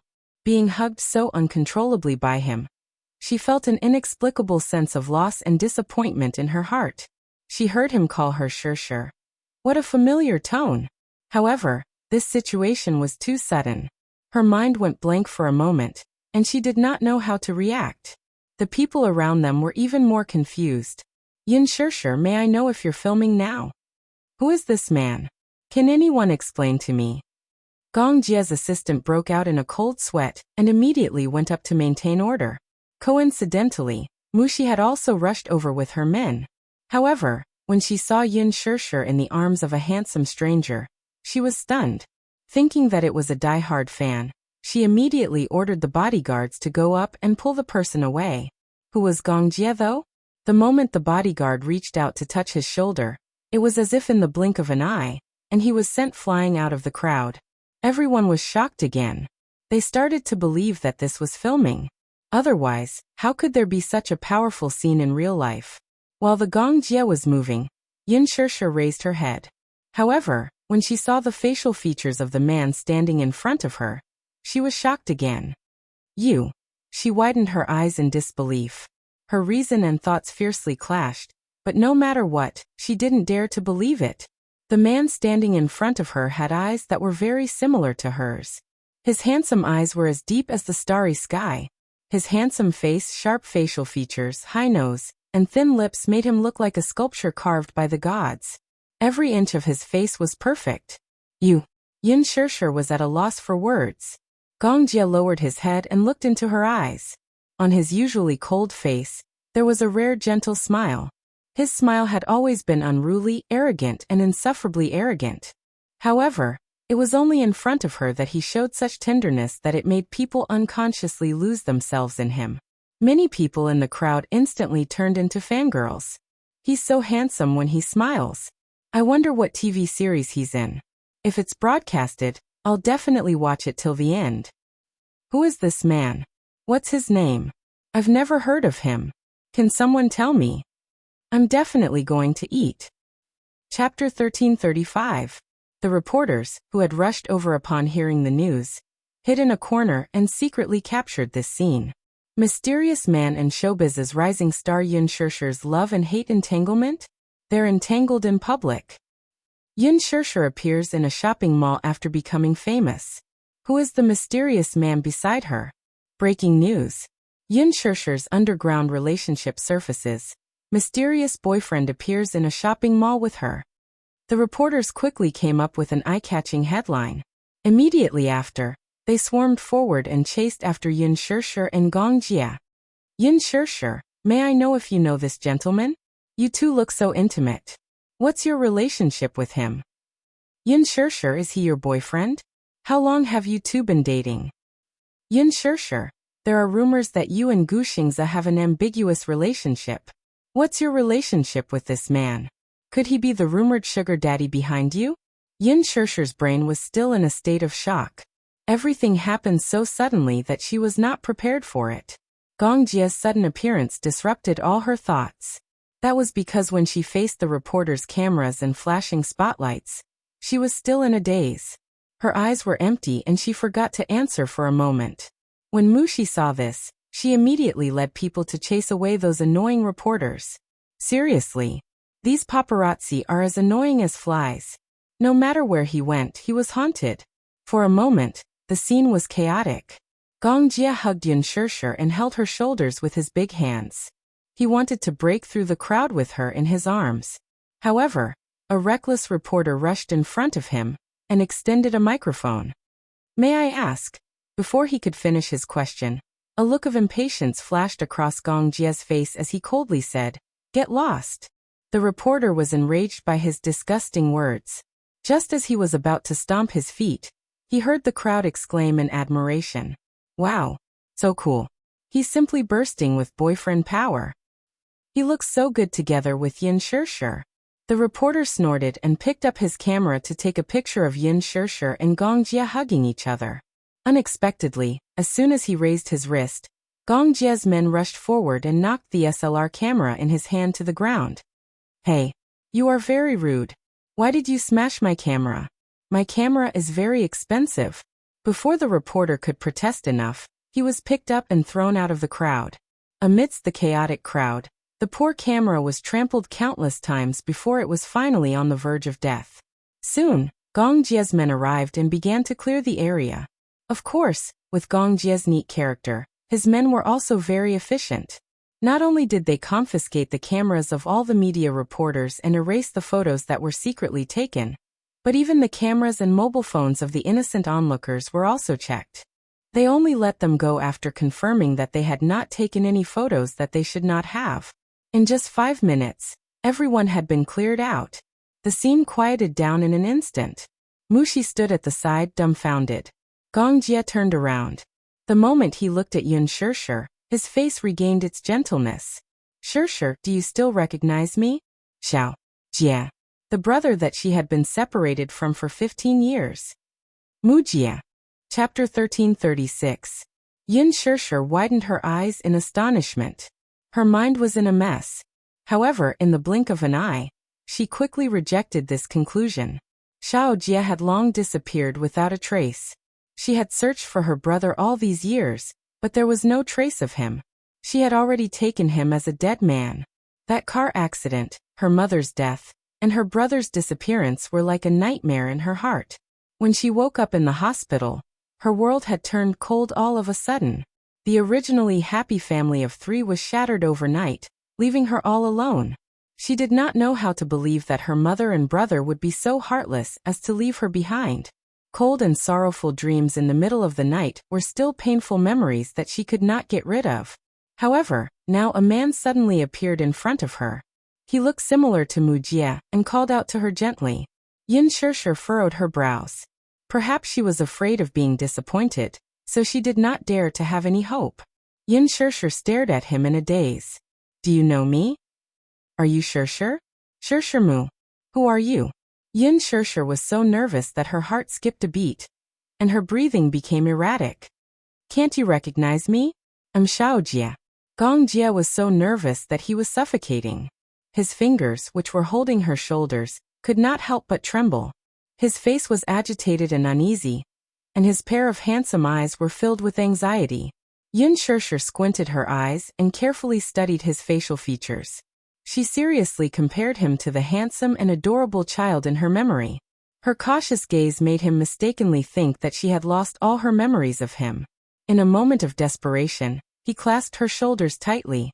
His eyes were burning with uneasiness and anxiety, as if they were going to burn her skin. Sis, do you really not remember me? There was a hint of disappointment and urgency in his tone. Gong Jie inched closer to her. His handsome features were reflected in her eyes as he tried to awaken her dormant memories. Sis, they all say that you're dead, but I don't believe it.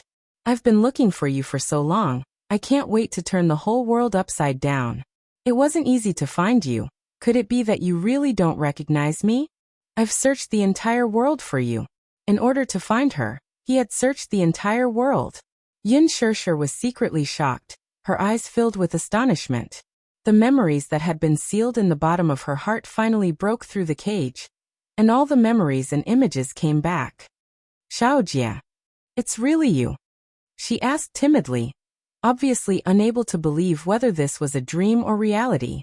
Her eyes widened in disbelief as her chest heaved up and down. Gong Jie's face was filled with joy as he hugged her tightly. His usual arrogance and unruliness faded away. It was as if he had returned to 10 years ago, when he was still sticking to her from behind, obedient and docile. Sister, it's me. Little Jie, I'm little Jie. Sister, I found you. I finally found you. Gong Jie's eyes reddened. He had once given up and thought that he had really lost her. However, now that the person he had been longing for was standing in front of him, it was like a dream. That kind of joy of regaining what he had lost. Forgive his lack of words, but right now, his feelings were indescribable. I miss you so much. I've been thinking about you all the time. Yun Shirshir was in a trance for a long time. She felt as if there was a hole in her heart, and then a sour and warm current flowed into it.